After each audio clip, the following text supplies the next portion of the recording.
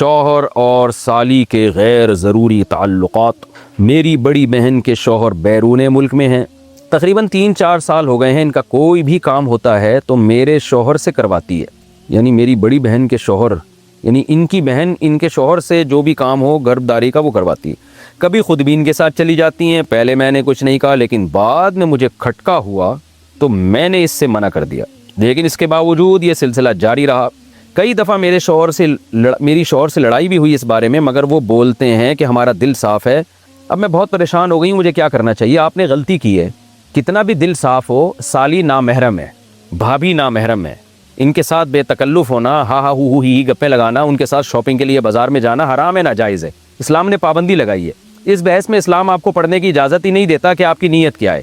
یہ غیر مسلموں کے مسائل ہیں، وہ لوگ کیا کرتے ہیں، ایکچولی ہمارا دل صاف ہے اور ایکچولی کچھ نہیں ہوتا، یہ تو بھابھی تو بہن کی طرح ہوتی ہے اور سالی تو آدھی گھر والی ہوتی ہے وغیرہ وغیرہ۔ تو ان کا کلچر دیکھیں آپ کیا ہو چکا ہے، برباد ہو چکا ہے، گھروں میں کتنی بدکاریاں ہو رہی ہیں۔ تو اللہ تعالیٰ نے جب قرآن میں پابندی لگا دی کہ تمہاری بیوی ہے، اس کی بہن سے، وہ بہن تم سے پردہ فرض ہے، تو آپ کیوں اس سے فری ہو رہے ہیں؟ تو جب آپ کے شوہر آپ کے سالی جو ہے نا اس سے بے تکلف ہو رہے تھے، آپ کو ان کو ڈرانا چاہیے تھا اللہ کے عذاب سے۔ مرد یہ گڑبڑ کر رہے ہوتے ہیں کہ ہمارا دل صاف ہے، آپ بولے بھائی آپ کا دل صاف ہے یا نہیں ہے، آپ کوئی فرشتے نہیں ہیں، آپ کی شادی مجھ سے ہوئی ہے، میری بہن سے نہیں ہوئی، اور اپنی بہن کو بھی سیدھا کر دے کہ تم کیوں اس سے فری ہو، کہ میرے شوہر سے تم کیوں فری ہو رہی ہو۔ تو یہ بحث ہی غلط ہے کہ دل صاف ہے یا خراب ہے، اسلام نے بیسک پر ہی پابندی لگا دی ہے۔ تو بھابھی پر بھی لازم ہے کہ وہ دیور سے پردہ کرے۔ الحمدللہ میں نعمت کے طور پہ بیان کر رہا ہوں، شو مارنے کے لیے نہیں، میں اس لیے بیان کر رہا ہوں کہ لوگ کہتے ہیں کہ یہ آج کل ممکن ہی نہیں ہے جوائنٹ فیملی میں پردہ۔ تو ہم 4 بھائی ہم گھر میں اکٹھے رہتے تھے، ہمارے والد صاحب کا گھر تھا، 200 گز کا گھر تھا، کوئی یہ بھی نہیں کہ 1000 گز کا کوئی بنگلہ ہو، 200 گز کے گھر میں ہم 4 بھائی اور چاروں کی زوجات بھی رہتی تھی۔ اللہ کا شکر ہے ہم نے کبھی ہماری بھابیاں ہمارے سامنے نہیں آ کے بیٹھیں، ہم رہے ہیں کئی سال اکٹھے رہے ہیں، بھابی ہم سے پردہ کرتی تھیں، میری زوجہ میرے بھائیوں سے پردہ کرتی ہیں، حالانکہ ہم سب بھائی بے تکلف ہیں، لیکن ایسا الحمدللہ نہیں ہوتا تھا، اب بھی نہیں ہوتا کہ بیٹھے ہوئے ہیں اور جناب فری ہو رہے ہیں، بھابھی سامنے آ کے بیٹھ گئیں اور گپے مار رہے ہیں۔ ہمیں تو حیرانگی ہوتی ہے گھروں میں کیا ماحول چل رہا ہے، کیا بیہودگی والا ماحول ہے۔ تو بالکل غلط ہے، اس کو ٹھیک ہے، میں نہیں کہہ رہا کہ سارے غلط ہیں، کوئی بھابھی دیور سے بے تکلف ہو رہی ہے تو اس کی نیت خراب ہے، میں نیتوں پہ ڈاکے نہیں ڈال رہا، نہ میں شبہ کر رہا ہوں، لیکن اسلام نے ایک ضابطہ اصول بیان کر دیا ہے کہ نامحرم از نامحرم۔ آپ کی بہن ہے اس سے بے تکلف ہوں، اپنی خالہ سے، پھپھی سے بے تکلف ہوں، اپنی بھانجی سے، بیٹی سے، سوتیلی بیٹی سے، یہ آپ کی بیٹیاں ہیں، پوتیاں، نواسیاں، یہ آپ کی اولادیں ہیں، اس کے علاوہ آپ کسی عورت سے فری نہیں ہو سکتے، ہاں ہاں ہو نہیں کر سکتے۔ ممکن ہے لوگ کہیں مفتی صاحب آپ بھی تو سما ٹی وی پہ فری ہو رہے تھے، وہ بہت لوگوں نے اعتراض کیا نا، تو میں جو میرا انٹرویو لے رہی تھی نا سما ٹیلی ویژن پہ، وہ میرے سامنے نہیں تھی اور مجھے نہیں پتا تھا انہوں نے دوپٹہ لیا ہوا کہ نہیں لیا ہوا، میرے سامنے ایک موٹی موٹی مونچھوں والا آدمی بیٹھا ہوا تھا، تو اس لیے اس کو یہ کہنا کہ سامنے بیٹھ کے کسی لڑکی سے فری ہو رہا ہوں، یہ الزام غلط ہے۔ تو بہرحال آپ کو چاہیے اب آپ اپنے شوہر کو پابندی لگا دیں، بولیں یہ چیزیں میں برداشت نہیں کروں گی، آپ جتنے بھی نیک ہیں آپ کو میری بہن سے فری ہونے کی اجازت نہیں، اور اپنی بہن کے بھی اسکرو تھوڑے ٹائٹ کریں، آپ اس کی شادی کروائیں تاکہ اپنے گھر میں جائے اور یہ فساد نہ بچائے یہاں پہ۔ کیا شادی شدہ یا کنواری ہوئی سالی سے اگر ریلیشن ہو جائے تو اس سے نکاح ٹوٹ جاتا ہے؟ دیکھو سالی سے ریلیشن حرام ہے، بہت بڑا جرم ہے، وجہ اس کی یہ ہے کہ اس سے نکاح جب حرام اللہ نے کر دیا تو زنا تو اور زیادہ حرام ہے اس سے، تو لیکن اس سے نکاح نہیں ٹوٹتا۔ اگر کوئی خدا نخواستہ سالی سے کسی کا ریلیشن ہو جائے تو بیوی سے نکاح خراب نہیں ہوتا۔ بیوی سے نکاح جب خراب ہوتا ہے جب بیوی کی ماں سے یا بیوی کی پہلے شوہر سے کوئی بیٹی تھی اس سے اگر اللہ نہ کرے کوئی ریلیشن ہو جائے، یا بیوی کا ریلیشن ہو جائے شوہر کے باپ سے، یا شوہر کا کوئی پہلی بیوی سے بیٹا ہے اس سے، تو پھر میاں بیوی کا ریلیشن خراب ہو جاتا ہے۔ لیکن آج کل یہ بے پردگی کی وجہ سے یہ عذاب ہو رہا ہے، سالی پر لازم ہے کہ وہ اپنے بہنوں ہی سے پردہ کرے۔ وہ اب دیکھو ہم پر سب سے بڑا حق اللہ کا ہے، کیونکہ اس کے احسانات سب سے زیادہ احسانات کس کے ہیں؟ لیکن جب اللہ کے احسانات ہم پر بہت زیادہ ہیں تو اللہ جو مطالبہ ہم سے کرے گا، ہمارا ریلیشن سب سے زیادہ مضبوط کس سے ہونا چاہیے؟ اللہ سے ہونا چاہیے۔ سب سے زیادہ راضی کرنے کی فکر ہم کس کو کریں؟ اللہ کو، جس نے ہمیں بنایا۔ ماں باپ سے بھی بڑا حق، کیونکہ ماں باپ کی نعمت بھی تو اللہ نے دی نا۔ اللہ کہتا ہے خلق من الماء بشرا فجعلہ نسبا وصہرا، اس نے تمہیں پانی سے بنایا اور جب دنیا میں وہ تمہیں لے کر آیا ایسے پروٹوکول کے ساتھ لے کر آیا ہے کہ ددیال نلیال کا ایک خاندان چپکا دیا تمہارے ساتھ، اور بلوغت کی دہلیز پہ قدم رکھا تو ایک سسرال والا خاندان بھی، 3 خاندانوں میں اس غلیظ پلید پانی کو جو کپڑے پہ لگ جائے تو نماز نہیں ہوتی، اس پانی کو یہ پروٹوکول دیا دنیا میں لاتے ہوئے اللہ تعالیٰ نے. تو جتنا یعنی ماں باپ سے بھی بڑا، ماں باپ کی نعمت دینے والے بھی کون ہے؟ اللہ ہے. تو انسانیت کو اس پہ جمع ہونا چاہیے تھا کہ سب سے پہلے ہم نے اگر کسی ذات کو خوش رکھنے کی کوشش کرنی ہے تو وہ کون سی ذات ہونی چاہیے؟ خدا ہونا چاہیے. لیکن انسان ڈیڑھ ہوشیار. انسان کیا نکلا؟ ڈیڑھ ہوشیار. جو شہوت پرست ہے نا، اس کی خواہشات کا ایک سمندر ہے. تو اس نے کیا کیا؟ اس نے کہا کہ اگر ہم خدا کو مانتے ہیں تو خدا کے احسانات کو بھی ماننا پڑے گا. اگر ہم مان لیں کہ اس کائنات کو کسی نے بنایا اور انسان کو کسی نے، جملہ مکمل کر لیں نا، کیا جا رہا ہے؟ انسان کو، جمشید کو، چلو بول لو، جمشید کو کسی نے بنایا ہے، انسان کو کسی نے بنایا، یہ آنکھیں کسی نے بنائی. مجھے ایک بات بتاؤ، آپ کو کوئی آئی فون گفٹ کرتا ہے جس میں ایک ڈیجیٹل کیمرہ لگا ہوا ہے، آپ کیسے دل سے دعائیں دیتے ہو، یار لیٹسٹ ورژن آئی فون 17 آ گیا کہ نہیں آیا؟ آ گیا ہے. آئی فون 17 یار تو نے مجھے گفٹ کر دیا یار، ماشاء اللہ ماشاء اللہ، تھینک یو. اس میں کیمرہ لگا ہوا ہے. ایک ہماری ماں کے پیٹ میں 2 کیمرے بلٹن ہیں کمپنی کی طرف سے، جو ہماری آنکھوں میں بولو فٹ ہیں. آئی فون خود نہیں دیکھتا، ہماری یہ آنکھیں خود دیکھتی ہیں، محسوس کرتی ہیں، ہمارے کان خود سنتے ہیں. ایسا سیٹ اپ لگا دیا اللہ تعالیٰ نے. مجھے ایک بات بتاؤ، ایک آدمی آپ کے ہاتھ میں بہت ہی بہترین ایچ ڈی کیمرہ ہو، بہت ہی بہترین، جو بڑی بڑی فلموں میں استعمال ہوتا ہو، کروڑوں روپے کا آپ کے پاس تھا، وہ کہتا ہے، ایک ڈاکو آیا کہتا ہے یا تو اپنا یہ والا ڈیجیٹل کیمرہ دے دے یا یہ والا دے دے، آپ کون سا دو گے؟ ہیں وہ کروڑوں روپے کا جو کیمرہ ہے نا آپ کا، وہ یہ لے جا، یہ لے جانے کی اجازت نہیں ہے. تو کون سا والا قیمتی ہوا؟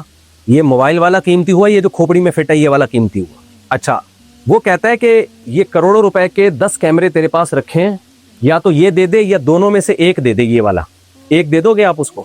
دونوں خربوں روپے سے زیادہ کی قیمت والے کیمرے ہیں جو ہماری آنکھوں میں فٹ ہیں. یہ کس کا احسان ہے بھائی؟ یہ کس نے دی آپ کو؟ اب وہ اللہ کہہ رہے ہیں ان آنکھوں کو غلط استعمال مت کرو. تو بے شرمی کی بات ہے نا، یہ آنکھیں آپ غلط استعمال، اللہ کہہ رہے ہیں یہ تمہاری بیوی ہے دیکھنے کے لیے، اس کو دیکھو، آپ اس کو 100 دفعہ دیکھو، آپ بٹھاؤ، گپ شپ لگاؤ اس سے، اس کی باتیں سنو. ہم تو ذرا لبرل قسم کے مفتی، ہم کہتے ہیں اس سے گانا بھی سن لو آپ. مجھے لوگ کہہ رہے تھے میں اپنی بیوی کو گانا سناتا ہوں، مجھے سنا لے یار، بیوی کو سنا رہا ہے، بہت نیک آدمی ہے، اللہ تجھے حج پہ لے جائے. بعض علماء کہتے ہیں یار گانے تو حرام ہے، ناجائز ہے. میں کہتا ہوں بھائی بیوی کو سنا رہا ہے گانا، اتنا نیک آدمی آج کل، اللہ کرے بیوی ہی کا تصور کر کے گا رہا ہو، وہ ایسا نہ ہو تصور میں کوئی اور ہو، سامنے بیگم بیٹھی بھی ہو. تو اللہ نے کہا کہ میں نے جو حلال نعمت رکھی ہے دیکھنے کے لیے، کون ہے تمہارے پاس؟ یہ اس کو دیکھو. آپ کہہ رہے ہو نہیں میں فوش فلمیں دیکھوں گا، میں لڑکیوں کو دیکھوں، انٹیوں کو دیکھوں گا. تو یہ اس آنکھ کی ناشکری ہے یا نہیں ہے؟ یہ آنکھ کی ناشکری ہے. غیرت سے زمین میں گڑ جانا چاہیے انسان کو. اگر گناہ ہو گیا توبہ کرے، گڑ گڑائے اللہ کے سامنے، اللہ اقراری مجرم ہو، باغی نہیں ہو، اقرار کرتا ہوں تو نے آنکھیں دی تھی اور میں نے تیری آنکھوں کو تیری مرضی کے خلاف استعمال کیا. زبان کی نعمت جس سے ہم ذائقے چکھتے ہیں، ایسا بہترین انسٹرومنٹ اللہ نے ہمارے فٹ کر دیا ہے. اس کی ایڈجسٹمنٹ دیکھو، خالی میں بول رہا ہوں نا کتنی سپیڈ سے، یعنی زبان کی لینتھ اتنی ہے کہ نہ دانتوں سے باہر آ رہی ہے نہ دانتوں سے اندر جا رہی ہے، اور بولنے میں وہ خود اپنے آپ کو ایڈجسٹ کرتی رہتی ہے. عجیب ہی، یعنی آرٹیفیشل اگر کوئی لگائی جائے تو کبھی دانت کے نیچے چپکے گی، کبھی جتنا نکالنی ہوگی نکلے گی بھی نہیں وہ باہر. کوئی ورنیل کیلیپر تھا بھائی جس نے بیٹھ کے اندر اس کو ایڈجسٹ کیا. آنکھوں کی جو ایڈجسٹمنٹ ہے وہ اتنی کریکٹ ہے کہ ذرا سی ملی میٹر بھی اگر وہ تھوڑے سے پتلے دائیں بائیں ہو جائیں تو ایک کے 2 نظر آنا شروع ہو جاتے ہیں. ایک آدمی ڈاکٹر صاحب کے پاس گیا نا کہ مجھے 1 کے 2 نظر آتے ہیں. ڈاکٹر نے کہا آپ تینوں کو یہ بیماری ہے کیا؟ اس کو 3 نظر آتے تھے. تو اس کی ایڈجسٹمنٹ کیا ہوئی تھی یار؟ اتنی کیلکولیشن، اتنی زبردست کیلکولیشن. اور یہ آنکھ بن کس سے رہی ہے؟ روٹی سے. ماں کھا رہی ہے پراٹھا، اگر کراچی میں ہوگی تو کیا کھا رہی ہے؟ وہ ڈیزل کے پراٹھے کھا رہی ہے. وہ ہے بھائی، اس سے کیا بن رہی ہے؟ بچے کی پیٹ میں آنکھیں. زبان کچھ بھی کھائے گی نا اس کی باڈی کو بعد میں لگے گا، بچے کی کنسٹرکشن میں پہلے استعمال ہو. سب کچھ روٹی سے بن رہا ہے، سب کچھ روٹی سے بن رہا ہے. گوشت، انڈے جو بھی کھائے گی باڈی میں ایسے اللہ نے سافٹ ویئر انسٹال کر دیے جو بچے کے لیے فائدے کی چیزیں، وہ ساری باڈی وہاں سے نکال کے ایسا لگ رہا ہے کوئی بیٹھا ہوا اندر کنسٹرکشن کا کام کر رہا ہے. اور کھوپڑی پوری، اور اس کے اندر دماغ اتنا بڑا، اس کے اندر لائنیں. ہم جب گھر بناتے ہیں صرف گٹر لائن ڈلوانے میں ہمیں 6 مہینے لگ جاتے ہیں. ایک اتنی چوڑی لائن جس میں جائے گا کیا، وہ ڈلوانے میں اتنا ٹائم لگ جاتا ہے. اور یہ کھوپڑی کے اندر باریک نسیں جن میں بلڈ نے سرکولیٹ کرنا ہے، اور ایسی پیک ہے کہ ذرا سا باہر نکل گیا نا، وہ لائن سے پانی تھوڑا سا نکل جائے کیا ہو جائے گا بھائی؟ اگر آپ نے جو پانی کی لائنیں بچھائی ہیں تھوڑا سا پانی نکل جائے تو آ کے جوڑ دو گے, یہی ہو جائے گا نا, کوئی تباہی تھوڑی آ جائے گی. لیکن دماغ کی باریک باریک نسیں جن میں بلڈ سرکولیٹ کرتا ہے, ذرا سی لیکیج اس میں ہو گئی, کومے میں چلا گیا. یہی ہوتا ہے نا, فالج ہو گیا, یہ ہو گیا, وہ ہو گیا. ایسی باریک نسوں کا ماہرین کہتے ہیں کہ ایسی نسیں ہیں کہ پائپ ہیں کہ ان کو لے جاؤ چاند سے چکر دلا کے واپس زمین میں لے آؤ. اتنی بڑی نسوں کا جال کا گچھا بنا کے بچے کی کھوپڑی کے اندر فٹ کیا جا رہا ہے. اور یہ بن کس سے رہا ہے؟ ڈیزل کے پراٹھوں سے. روٹی سے کبھی کبھار بنا کرتا تھا, اب کس سے بن رہا ہے؟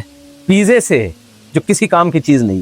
بچہ تو آ ہی جاتا ہے, ماں جو بھی کھائے نا, وہ الگ بات ہے پھر کس ٹائپ کا آ رہا ہے. وہ برگر بچہ آ رہا ہے یا پیزا کھائیں گے تو پیزے جیسا نکلے گا, اور اگر صحیح گوشت انڈے منڈے کھائیں گے تو پھر ذرا صحیح چیز مارکیٹ میں آئے گی. خیر, تو کتنے بڑے احسانات تھے خدا کے, ناک میں سونگنے کی طاقت. اچھا, کمال کی بات یہ کہ یہ سارے کام نا ہمارے دماغ کرتا ہے. دماغ سونگتا ہمارا دماغ ہے, دیکھتا ہمارا دماغ ہے, سنتا ہمارا دماغ ہے. ایک چھوٹی سی کھوپڑی کو اللہ نے کچھ آلات دے دی ہیں, کچھ ریسیپٹر دے دیے ہیں کہ کان میں ایسے ریسیپٹر لگا دیے کہ جو ساؤنڈ کی جو فریکوینسی ہے نا, جو ویوز ہیں, وہ ان کو پڑھتا ہے. وہ اس حساب سے بتاتا ہے دماغ کو کہ یہ والی آواز آ رہی ہے اس وقت. آنکھ کو ایسے ریسیپٹر آنکھ میں لگا دیے جو لائٹ کو پڑھتے ہیں. لائٹ جب ٹکرا کے آئے گی تو وہ اس کو پڑھے گا دماغ ہی. یہ صرف آلات ہیں جو ہمیں بتا رہے ہوتے ہیں. سونگنے کے لیے الگ ہے, بولنے کے لیے الگ ہے, سننے کے لیے الگ ہے. ایک ایک پارٹ, ایک ایک آرگن باڈی کا اتنا پیچیدہ ہے کہ اب تک کوئی ایک پارٹ بھی باڈی کا ایسا نہیں ہے جسے ماہرین مکمل پڑھ چکے ہوں. اور کہہ رہے اب اینڈ ہو گیا بھائی, آنکھ ہم نے مکمل پڑھ لی, اب آنکھ پہ مزید ریسرچ کی ضرورت نہیں ہے. نا کہہ رہے نہیں بھائی, ابھی جتنا جانا ہے وہ اس سے بہت کم ہے جو ابھی جاننا باقی ہے. اور یہ سب بن کس سے رہا ہے؟ ڈیزل کے پراٹھوں سے. اچھا, مزے کی بات یہ بات تو میں ہمیشہ بیان کرتا ہوں, بچہ ماں کے پیٹ میں کنسٹرکشن کا کام اس کا مکمل ہوا. اتنی عجیب و غریب مخلوق 9 مہینے میں کمپلیٹ. آپ ٹھیکہ دے دو گھر بنانے کا ٹھیکے دار کو. ایک بوڑھی عورت نے کسی کو بددعا دی, اللہ کرے تیرے گھر میں مزدور آئیں. تو دعا دے رہی ہوں بھائی مزدور آئیں گے. آپ کو اب پتہ نہیں, امریکہ کا تجربہ مجھے نہیں ہے, پاکستان میں تو ایسے ہی ہے, انڈیا بھی پاکستان جیسا ہی ہے. تو جب مزدور آ گئے نا, اس کو اندازہ ہوا یہ کتنی بڑی بددعا ہے. مزدور ایک دفعہ گھس جائے, نکالنا آسان ہے, 2 مہینے کا کام ہوتا ہے, کئی سال لگ جاتے ہیں, پھر بھی کچھ نہ کچھ رہ جاتا ہے. تو 9 مہینے کا اللہ نے ٹائم لیا, 9 مہینے میں بچہ کمپلیٹ ہوا. اور کمال کی بات دیکھو یار, اس پہ جتنا انسان تعجب کرے کم ہے. ادھر بچہ مارکیٹ میں آیا, وہی ڈیزل کا پراٹھا دودھ پیدا کر رہا ہے, جو بالکل ڈیفرنٹ چیز ہے. نہیں آئی سمجھ میں بات؟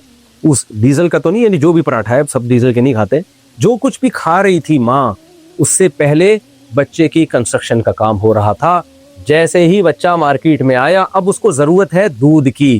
یار فطرت اتنی عقل مند ہے کہ وہ سارے کام خود اس نے ماں کے پیٹ میں انسٹال کر دیے اندر ہے. بھائی پھر تو نیچر ہی کی عبادت کرنا شروع کر دو, اگر نیچر تو بڑی ذہین مخلوق ہے. پھر تو ادھر بچہ دنیا میں آیا ہے, اسی خوراک سے دودھ, جو بالکل ڈیفرنٹ چیز ہے, وہ دودھ بنتا ہے اور ایسی جگہ ٹرانسفر ہوتا ہے جہاں سے بچے کے لیے پینا آسان. اور بچہ جب دنیا میں آیا تھا, قرآن کہتے ہیں لا تعلمون شیئا, کچھ بھی پتہ نہیں تھا اس کو. امریکہ کیا ہے, کینیڈا کیا ہے, پاکستان کیا ہے, اگلا وزیر اعظم کون ہونا چاہیے, کچھ بھی پتہ نہیں. ہم تو اپنے سیاسی ٹکڑے بھی تھوڑے تھوڑے بیچ میں نکل جاتے ہیں, کیا کریں.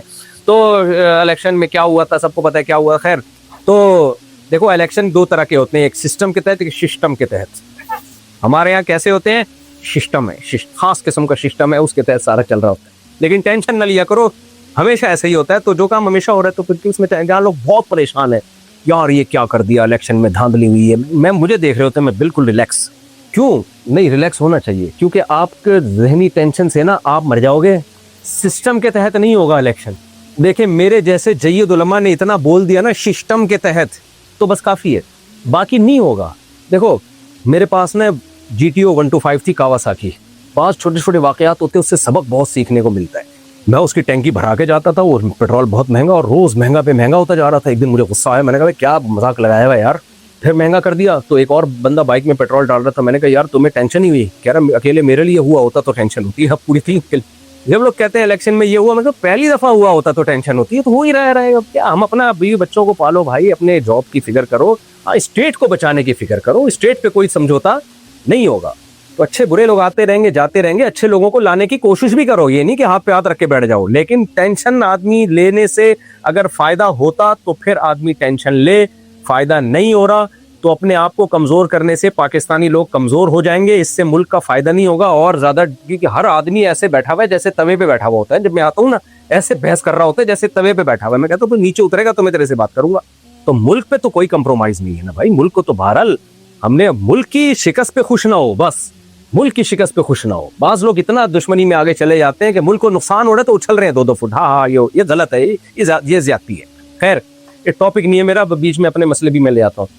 تو اب دیکھو ادھر بچہ دنیا میں آیا اور ماں کی چھاتیوں میں دودھ پیدا ہو گیا. کتنے احسانات، یہ سارے احسانات قرآن ہائی لائٹ کرتا ہے. یہ احسانات فزکس کی کتابوں میں نہیں کوئی بیان کرے گا آپ کو، کیمسٹری کی کتابوں میں بولو نہیں. کیمسٹری آپ کو یہ بتا دی کہ ہائیڈروجن کے 2 تھے، آکسیجن کا 1 مل کے پانی بن گیا. بس یہ آپ کو اللہ بتائے گا.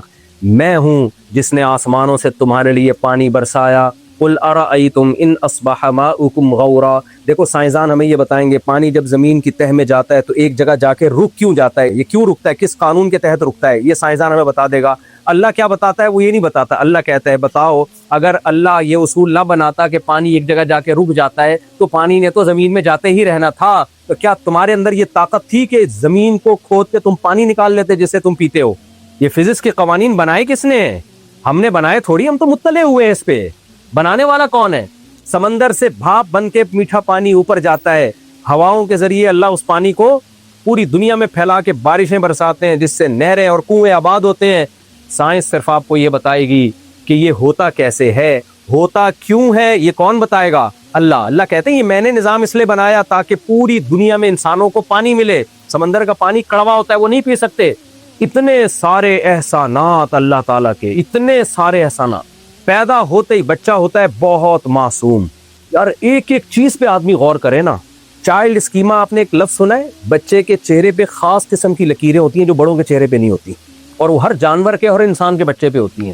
یہ آپ یوٹیوب پہ جائیں گے نا، یہ گوگل پہ سرچ کریں گے چائلڈ اسکیما، تو بچے کے چہرے پہ جو لکیریں بنیں گی بڑے کے چہرے پہ وہ لکیریں نہیں بنتی. وہ جو بچے کے چہرے پہ لکیریں بنتی ہیں اس سے بچے میں معصومیت پیدا ہو جاتی ہے، ایک ترس آنے لگتا ہے اس کے اوپر، پیار آتا ہے اس کے اوپر.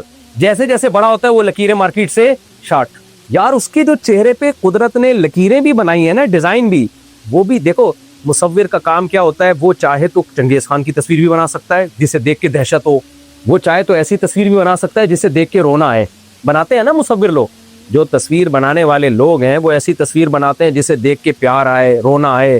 اور کچھ ایسی تصویریں ہوتی ہیں دیکھنے سے لگ رہا ہوتا ہے چور ہے، ظالم ہے. تو چہرے پہ ایسے آپ تصویریں بنا دیں تو ایسا لگے گا جیسے کوئی خون خوار انسان ہو مجھ پہ حملہ کرنا چاہتا ہے. یہ ہے نا، اللہ تعالیٰ نے بچے کے چہرے پر ذرا سا بھی وہ رونے کی کوشش کرے یا ہنسنے کی کوشش کرے، اس کے چہرے پہ جو جس ڈیزائن سے لکیریں بنتی ہیں وہ بڑوں کے چہرے پہ نہیں بنتی. اس سے فائدہ کیا ہوتا ہے بچے کو؟ بڑے کی طبیعت اس کی طرف جاتی ہے، بڑے کو اس پہ ترس آتا ہے کیونکہ بچہ کمزور ہے، وہ خود سے نہیں سروائیو کر سکتا. کوئی ایسا ہونا چاہیے جو اس پہ ترس کھائے اور اس کے لیے قربانی دے. تو قدرت نے اس کے چہرے پہ جو ڈیزائن بنا دیا ہے وہ ڈیزائن ایسا بنایا ہے کہ آپ کو اس پہ پیار آئے تاکہ اس کی حفاظت ہو. یہ ڈیزائننگ ایوالو ہونے کا نتیجہ بولو نہیں ہو سکتی، خود بخود نہیں ہو سکتا کہ پوری پینٹنگ بھی سوچو سمجھ کے کی جا رہی ہے. اب خدا کے احسانات تھے، جب ہم پیدا ہوئے اس نے آسمان سے بارشیں برسائیں، فجعلناہ سمیعا بصیرا، سنتا دیکھتا بنایا. تو ہونا تو یہ چاہیے تھا جب اللہ کے پیغمبر آئے اور انہوں نے ہمیں بتایا کہ تم پر اس نے اتنے احسانات کیے تو ہم خوش ہو جاتے. ہم کہتے ہیں ہم تو پہلے ہی مانتے ہیں خدا کے ہم پر احسانات ہیں، اب ہم خدا کو خوش کرنا چاہتے ہیں، کیا طریقہ ہے؟ تو پیغمبر ہمیں بتاتے کہ 5 وقت نماز کی پابندی کرو، رمضان کا 1 مہینہ روزہ رکھو، زندگی میں 1 دفعہ اس کے گھر کی زیارت کرو، اور اپنے مالوں میں زکوٰۃ بھی نکالا کرو، صدقات و خیرات بھی نکالا کرو. وفی اموالہم حق للسائل والمحروم. جو لوگ اللہ کو مانتے ہیں ان کا سارا مال ان کا نہیں ہوتا بلکہ ان کے مالوں میں ان کے رشتہ داروں کا اور ان جو محروم لوگ ہیں، جو ضرورت مند لوگ ہیں، ان کا حق ہوتا ہے. تو ہم دل کھول کے اللہ کی راہ میں خرچ کرتے ہیں. اللہ ہم تو تجھے تلاش کر رہے تھے، کوئی ہمیں بتائے کہ تو خوش کیسے ہوتا ہے.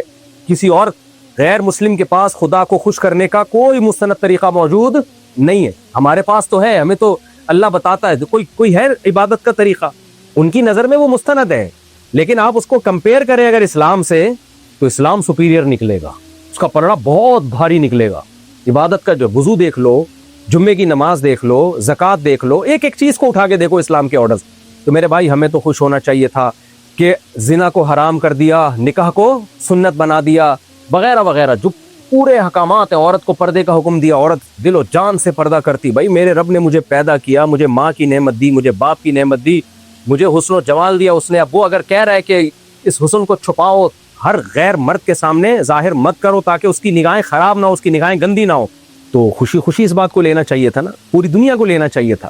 اور جس نے یہ پیغام پہنچایا سید الانبیاء صلی اللہ علیہ وسلم, وہ کہہ رہے لا اسألکم علیہ اجرا, میں اس دعوت پر تم سے کوئی مطالبہ نہیں کرتا, میرا کوئی کمیشن نہیں ہے, فری میں. جیسے میرے بیان بھی خوب سمجھ لیں فری میں ہوتے ہیں, یہ ذہن میں رکھے, میرے کسی بیان کے کوئی پیسے ویسے نہیں ہوتے, کیونکہ بعض لوگوں میں یہ ہوتا ہے 4 بیویاں ایسے چل رہی ہیں, صاحب ایسا نہیں ہے. تو نبی صلی اللہ علیہ وسلم کا کوئی مفاد بھی نہیں ہے پیغام پہنچانے میں. پوری قوم آپ کو مکہ سے نکالنے پر مجبور کیا, تو ہونا یہ چاہیے تھا ان سب باتوں کو دیکھ کر ہم اللہ کے دین کو دل و جان سے قبول کرتے, بلکہ پوری انسانیت قبول کرتی. لیکن انسانیت نے بڑا ظلم کیا. انسانیت نے کیا کیا؟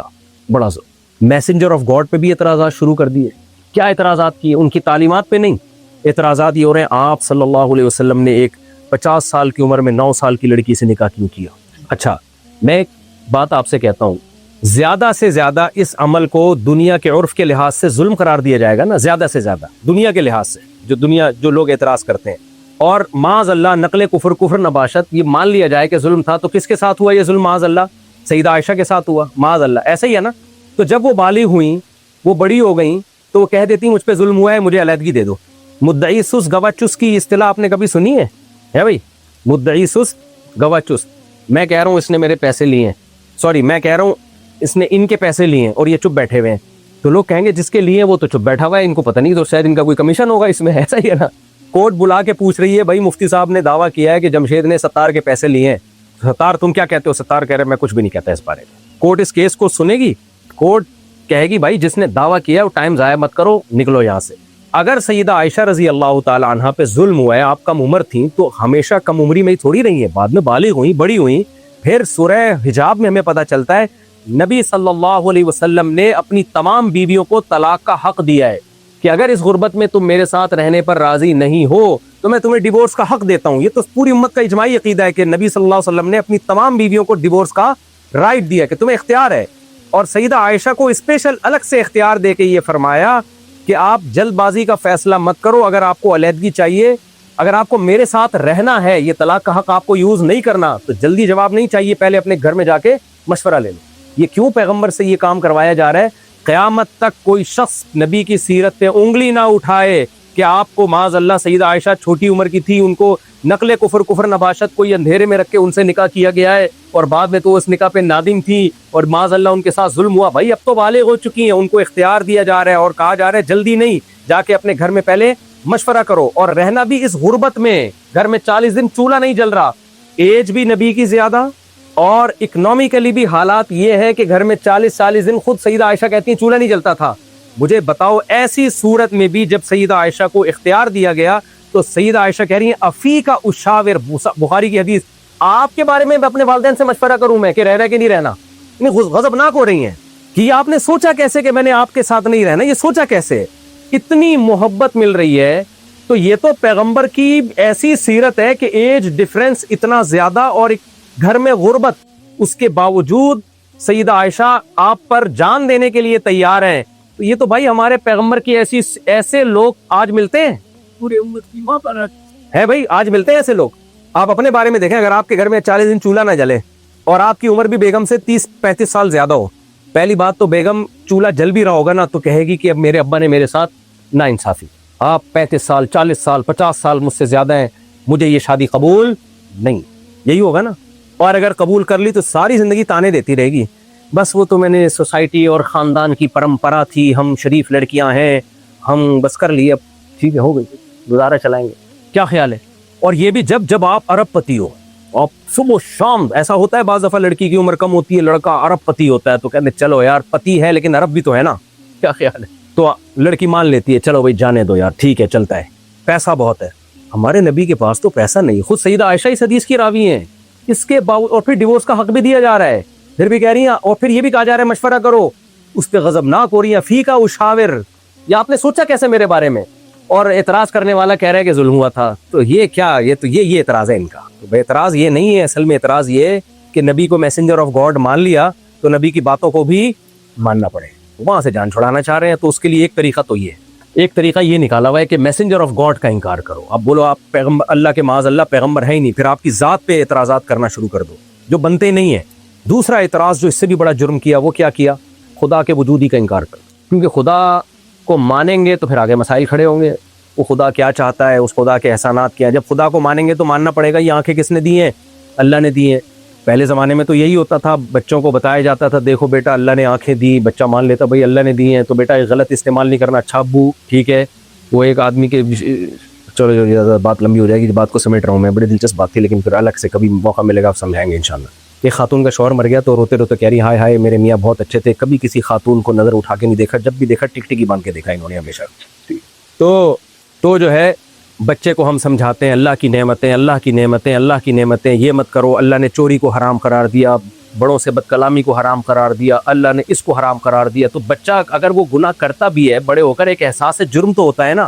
لیکن انسانیت نے کیا ظلم کیا, انہوں نے کہا اللہ کو سوسائٹی سے نکالو. سارے مسائل کہاں سے کھڑے ہو رہے ہیں, گاڈ کی وجہ سے کھڑے ہو رہے ہیں سارے مسائل. اب نکالیں کیسے, نکالنا آسان نہیں ہے. پھر آنکھیں کس نے دی بھائی, یہ زبان کس نے دی, یہ ناک کس نے دی, کان کس نے دیے, ماں کی چھاتیوں میں دودھ کون پیدا کرتا ہے, آسمان سے بارش کون برساتا ہے, انظروا الی ثمرہ اذا اثمر. اللہ کہتے ہیں اس انار کو دیکھو, مٹی پانی گوبر کے ملاپ سے ایک انار پیدا ہوتا ہے, اس کے پھلے پھولنے کے منظر کو تو دیکھو.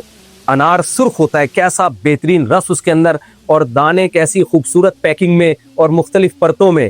ایسا نہیں کہ ٹیڑھے میڑھے دانے, نہ ایک بڑی خوب انگور کے گچھے دیکھو, کیلے کے گچھے دیکھو, سیب کے اوپر کی پرت دیکھو, اور پھر اس بیج کے اندر سافٹ ویئر کیسے انسٹال ہوئے ہوئے ہیں بھائی. آپ نے بیج زمین میں ڈالا, اس بیج سے ایک پودا نکلا, اس سے بیل نکلی, اس سے پھول نکلے, پھول تتلیوں کو اٹریکٹ کریں گے, نر مادہ پھولوں کا ملاپ ہوگا, اس کے بعد پھل پیدا ہوگا, پھل بڑا ہوگا, پھر وہ آپ کھائیں گے, اس کے اندر وہی درجنوں بیج دوبارہ, اور ہر بیج میں یہی پروسیس اس کے اندر انسٹال ہوا ہوگا. تو اتنی ساری چیزیں کہاں, تبھی تو قرآن کہتے فبأي آلاء ربكما تكذبان, کس چیز کا انکار کرو گے بھائی. انسان نے ایک فارمولا نکالا کہ سب کا ایک ہی دفعہ میں کر دو انکار.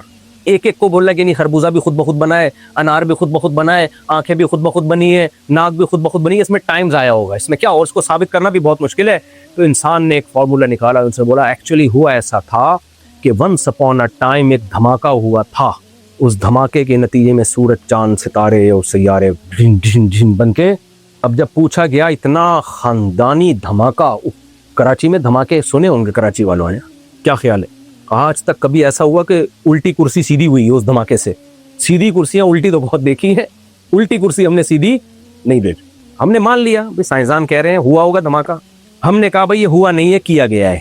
بگ بینگ تھیوری کو ہم مانتے ہیں, ہوا نہیں ہے. یہ اتنا خاندانی دھماکہ یہ ایک عام کسی مخلوق کا کام نہیں ہے, یہ اس ذات کا کام ہے کہ جو ایسی کیلکولیشن کے ساتھ دھماکہ کر رہی ہے جس کیلکولیشن کے نتیجے میں سورج چاند ستارے کہکشائیں وجود میں, اور زمین پھر سورج سے الگ ہو کر 23 ڈگری پہ جھک بھی رہی ہے جس سے موسم بن رہے ہیں, اور جناب وہ پھر سورج کے گرد گھوم بھی رہی ہے اور اسے خاص کیلکولیشن کے ساتھ گھوم رہی ہے. یہ دھماکہ ہوا نہیں ہے, یہ دھماکہ آرڈر پہ کیا گیا ہے. دھماکے کا تو یہ جواب ہو گیا. پھر انہوں نے کہا انسان کیسے آیا؟ ایکچولی انسان, اب ہم یہ کہیں کہ آنکھ بھی خود بنی ہے, نہیں, ایک سیل وجود میں آیا تھا اتفاق سے. کیسے آ گیا؟ اس سیل کی جو ترکیب ہے وہ اتنی پیچیدہ ہے, وہ تو کروڑوں سال میں وجود میں نہیں آ سکتی. سائنسدان کہتے ہیں کروڑوں کون کہہ رہے ہیں, ہم اربوں سال کہہ رہے ہیں. اربوں سال میں ایسا لا آف چانس بھی ایک کچھ ہوتی ہے نا, بائی چانس بھی کچھ چیزیں ہو جاتی ہیں. تو بائی چانس کروڑوں سال میں ایک سیل وجود میں آ گیا تھا جس میں زندگی کی ابتدا ہوئی ہے. ابے اس میں زندگی کہاں سے آئی؟ بے جان چیز وجود میں آ سکتی ہے نا, اس میں حیات کیسے پڑ گئی؟ کہہ رہے لا آف چانس کے تحت کھربوں سال میں جب کھربوں خلیوں کے ساتھ ایسا ہوگا تو ایک آدھ سیل ایسا بھی ہو سکتا ہے. کھربوں, ہم نے کہا کھربوں بھی نہیں, ہم نے کہا چلو کھرب کو کھرب سے ضرب دے دو. اب کون ماضی میں جا کے دیکھ رہا ہے کہ کتنے کھرب سال لگے؟ اچھا ایک سیل وجود میں آ گیا. پھر کیا ہوا یار؟ پھر انسان جمشید کہاں سے؟ مجھے جمشید کا بتاؤ, جمشید کیسے بنا؟ کیونکہ میں تو جمشید کو دیکھ رہا ہوں, اس کی 2 آنکھیں اور اس سے زبردست ایڈجسٹمنٹ. یعنی ایسا ہی نہیں ہو گیا. یہی تو بات ہے, مولویوں کو سائنس مینس کا تو پتا ہے ہی نہیں. یہ مولوڑے کیا بتائیں گے ہمیں سائنس کا؟ ڈاروین پڑھا ہوتا ہے انہوں نے کمبختوں نے, جاؤ اس پہ مقالے لکھے جا رہے ہیں, بڑے بڑے اس پہ پروفیسر ہیں جو ڈاروین کی تھیوری پہ ورک کر رہے ہیں, اور ایکچولی انہوں نے, یہ مولویوں کو کیا, ان کو تو ABCD مشکل سے یاد ہوتی ہے. اور بھائی ڈاروین کی تھیوری پہ رد کرنے کے لیے ڈاروین کی تھیوری پڑھنا نہیں, کھوپڑی کا ہونا ضروری ہے. چانس بائی چانس کوئی روبوٹ آج تک وجود میں نہیں آیا ہے. جمشید, مجھے جمشید کا جواب چاہیے, جمشید کیسے بنا؟ بالکل روبوٹ جو بے جان ہے وہ نہیں خربوں سال میں وجود میں آ سکتا. زندہ چلتا پھرتا انسان, پھر پودے, خربوزے کے اندر بیج میں یہ سافٹ ویئر آٹومیٹیکلی کیسے انسٹال ہو گئے کہ اس کو زمین میں ڈالو تو پہلے بیل نکلے گی, اس کے ایک ٹائم کے بعد پھول نکلے گا. وہ پھول ہی کیوں نکل رہا ہے, اس کو پتا ہے تتلیوں کو اٹریکٹ کرنا ہے تاکہ نر مادہ کا ملاپ ہو, پھر پھل پیدا ہو, پھر اس پھل کے اندر دوبارہ سے بیج. خربوں کیا خربوں کو خرب ہا خرب سال سے آپ ملٹی پلائی کر دیں, 100 دفعہ یہ عمل کریں, خربوزہ وجود میں نہیں آئے گا. جب خربوزہ نہیں آ سکتا تو انسان کہاں سے آ سکتا ہے وجود میں؟ تو اس لیے پھینکنے پر گورنمنٹ کی طرف سے کوئی پابندی نہیں ہے, پھینکنے پر پابندی اللہ کی طرف سے. اس لیے جو ڈارون کی تھیوری کی بیس پہ خدا کے منکر ہیں, گورنمنٹ ان کو سزا نہیں دے گی. ان کو سزا کون دے گا؟ وہ خدا دے گا جس نے بنایا ہے. مولوی کا کام ہے خدا کا پیغام آپ تک پہنچا دینا, علماء کا کام, پیغمبروں کا کام اللہ کا پیغام پہنچا دینا. باقی آگے اس کو آپ اس اللہ کے عذاب سے ڈریں یا نہ ڈریں یہ علماء کا کام نہیں ہے. آپ مذاق اڑاتے رہے, مولویوں کو کیا پتا سائنس کا. میں دیکھتا ہوتے نیچے کمنٹس میرے بارے میں آئے ہوتے ہیں, ان کو سائنس کا, ان کو ڈارون کا پتا ہے, ڈارون کی اسپیلنگ آتی ہے ان کو. اور بھائی ہمیں اسپیلنگ آئے نہ آئے, ہمیں یہ پتا ہے جمشید خود بخود نہیں بن سکتا.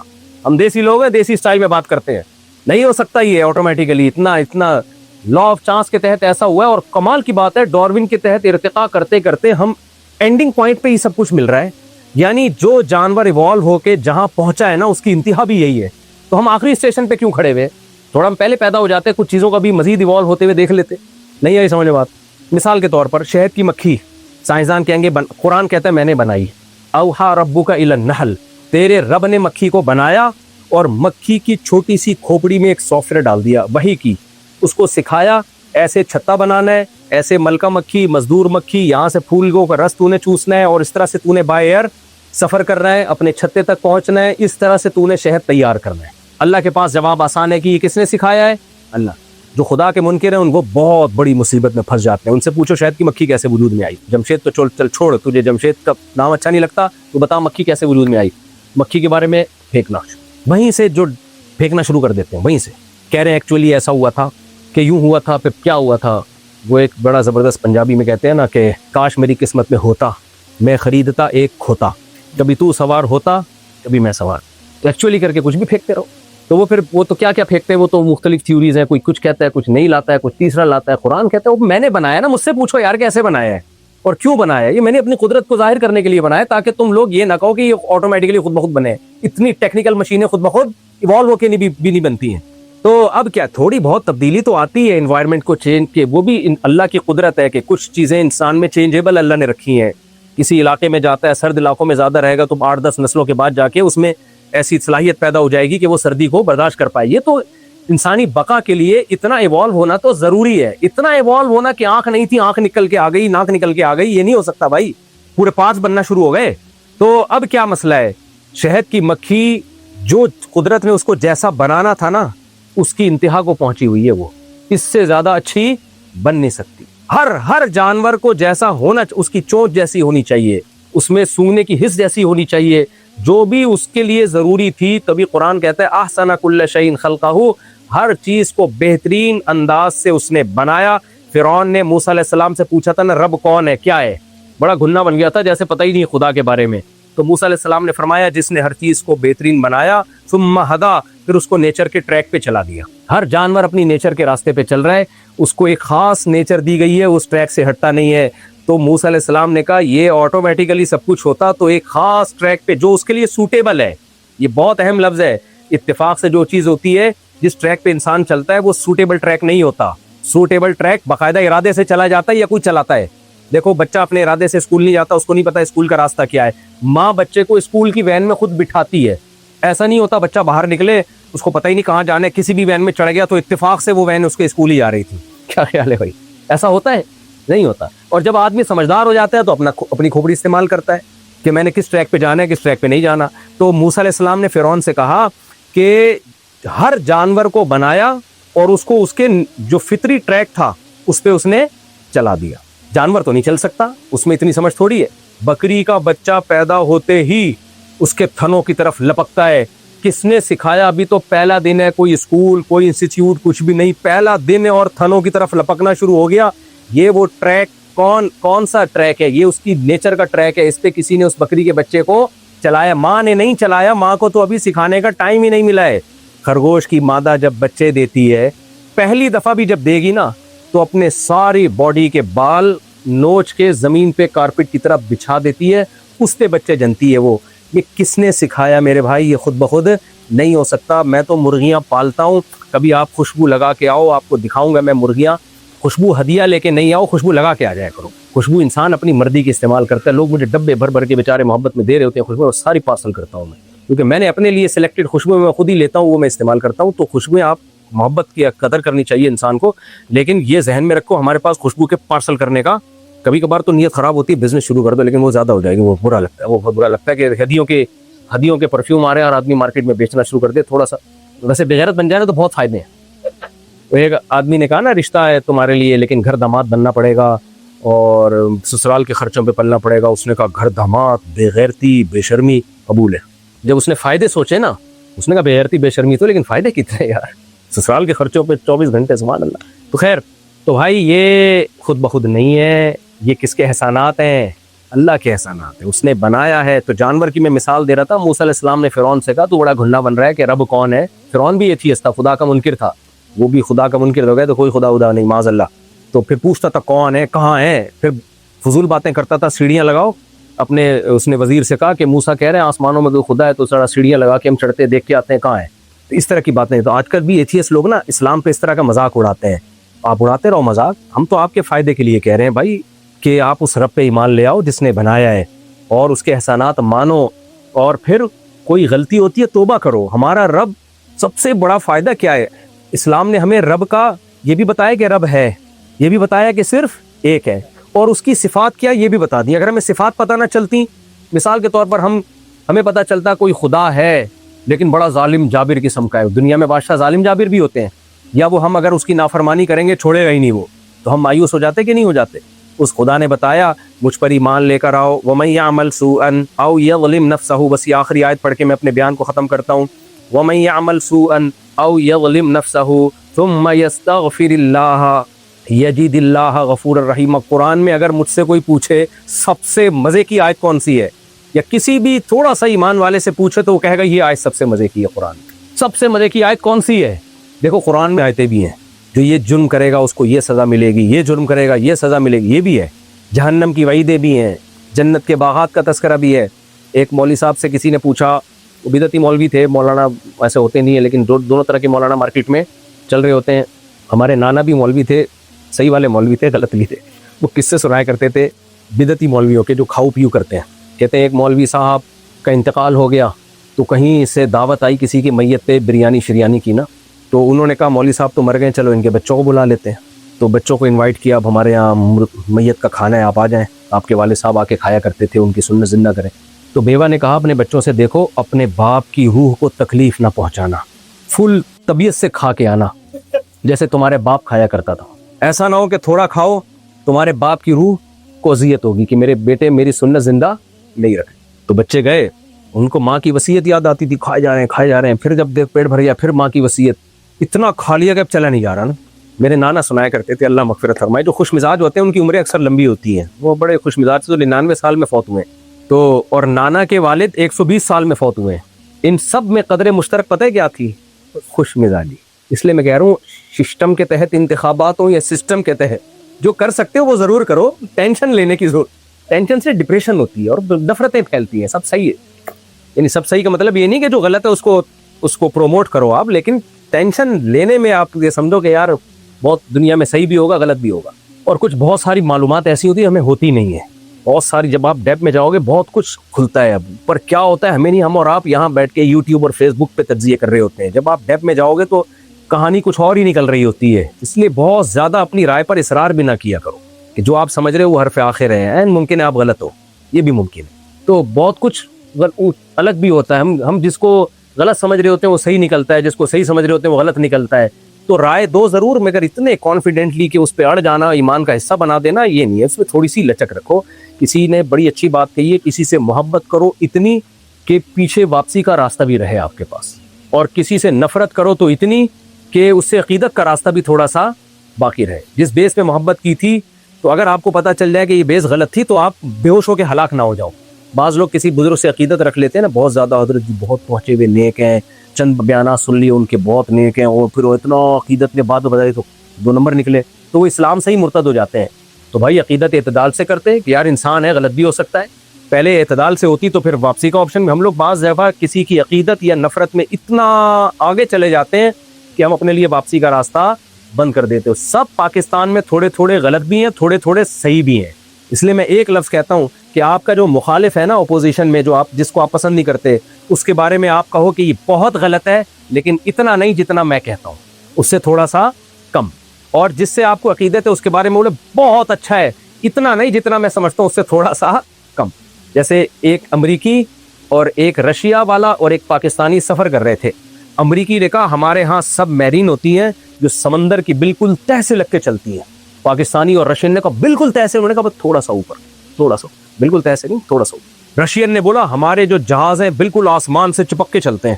اب امریکن اور پاکستانی ہو گئے بالکل چپک کے, انہوں نے کہا تھوڑا سا نیچے, یعنی اتنی ہائٹ پہ چلتے ہیں. پاکستانی کیا کرتا بھائی, پاکستانی کا دماغ چلتا ہے, آپ کو پتا ہے بالکل آسمان پہ دماغ چلتا ہے. اس نے کہا کہ ہم لوگ ناک سے کھانا کھاتے ہیں. انہوں نے کہا بالکل ناک سے. انہوں نے کہا تھوڑا سا نیچے, تھوڑا سا.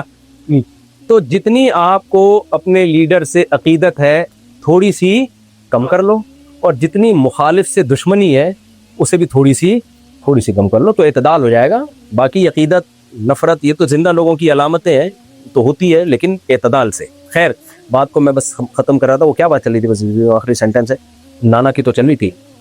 وہ میں اس کو مثال دے رہا تھا نا کہ وہ ہاں بریانی, وہ بڑی مزے کی بریانی نا, تو وہ میں ایک مثال دے رہا تھا کہ خوش رہنے سے آدمی کی عمر لمبی ہوتی ہے. تو ایک بچہ کسی بوڑھے میاں نے ایک بچے کو ٹوکا, بیٹا سگریٹ کیوں پی رہے ہو؟ بچے نے بولا کہ اس سے کیا ہوتا ہے؟ بولا اس سے عمر کم ہو جاتی ہے. اس نے کہا میرے دادا تو 120 سال میں فوت ہوئے. تو نے کہا کیا وہ سگریٹ نہیں پیتے تھے؟ کہہ رہے وہ کسی کے کام میں ٹانگ نہیں اڑاتے تھے.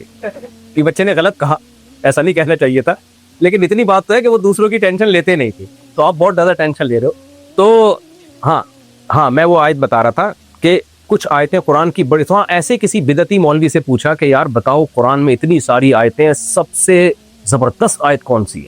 تو اس نے کہا سب سے قربان جاؤں قرآن کے احکامات پہ اور قرآن کی دعاؤں پہ سب سے زبردست حکم جو قرآن میں لگتا ہے نا مجھے, وہ یہ ہے کلو وشربو, کھاؤ اور پیو.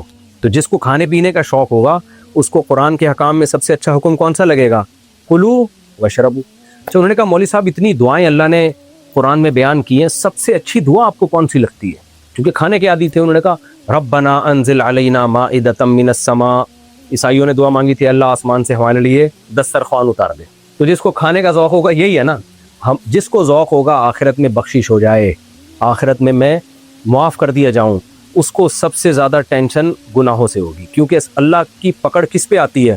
گناہ پہ آتی ہے. اب اس کو اگر اللہ تسلی دے دے وَمَن يَعْمَلْ سُوءًا, جو گناہ کرے, او یظلم نفسہ, یہ اپنی جان پہ ظلم کرے, تو ابھی مایوس نہ ہونا, ابھی موت سے پہلے توبہ کا دروازہ کھلا ہوا ہے. ثم یستغفر اللہ, پھر اللہ سے معافی مانگ لے. اللہ اپنی معافی کا مطلب توبہ کرے, غلطی ہو گئی آئندہ نہیں کروں گا, وعدہ کرتا ہوں آئندہ نہیں کروں گا. تو اللہ کہتے ہیں یجد اللہ غفور الرحیم, اللہ کو وہ غفور اور رحیم پائے گا.